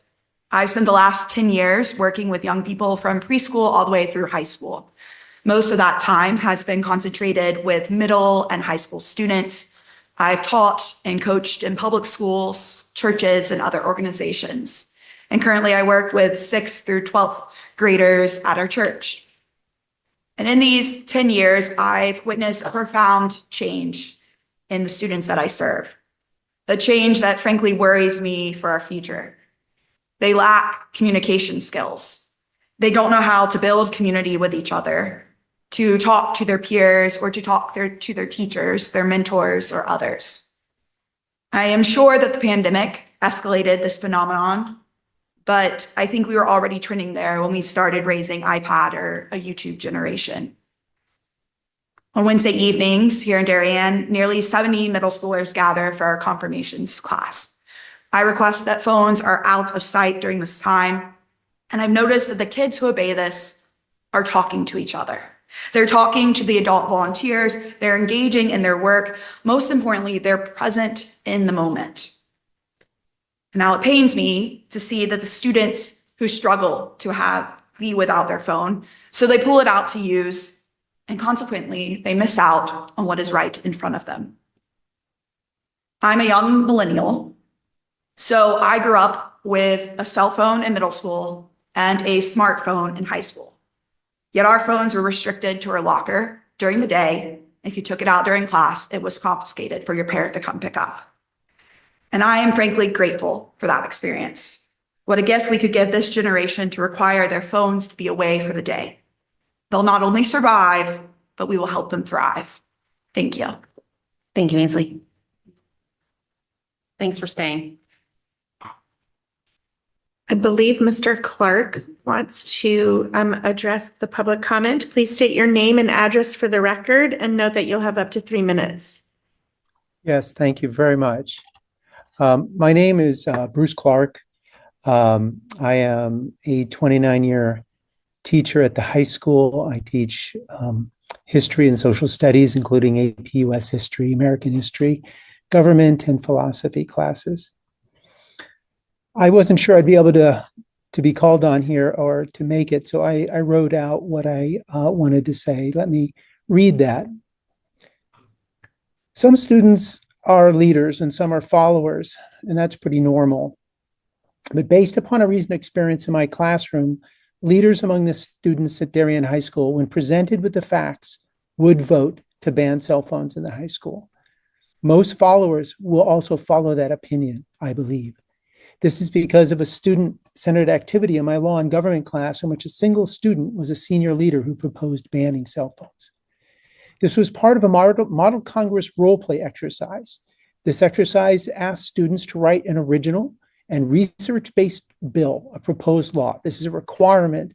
An assignment like this is a requirement in our government classes for all of our students. Some students do a model jury trial. I choose a model Congress. The bill has citations. It's based on research. One student wrote a bill I'd never seen in all the years of my doing this assignment. When I saw the bill, I figured this one would not pass when it comes before the entire class. Her bill proposed having students put their cell phones in pouches, i.e. yonder type pouches from bell to bell. She presented the bill to a small committee of 4 students. I divide the class up into 4 or 5 committees, 6 committees, depending on numbers. And this committee voted on her bill with a resounding unanimous vote. Yes. At our next class meeting, she made an extemporaneous speech in defense of her bill, fielded questions, and debated and answered every question.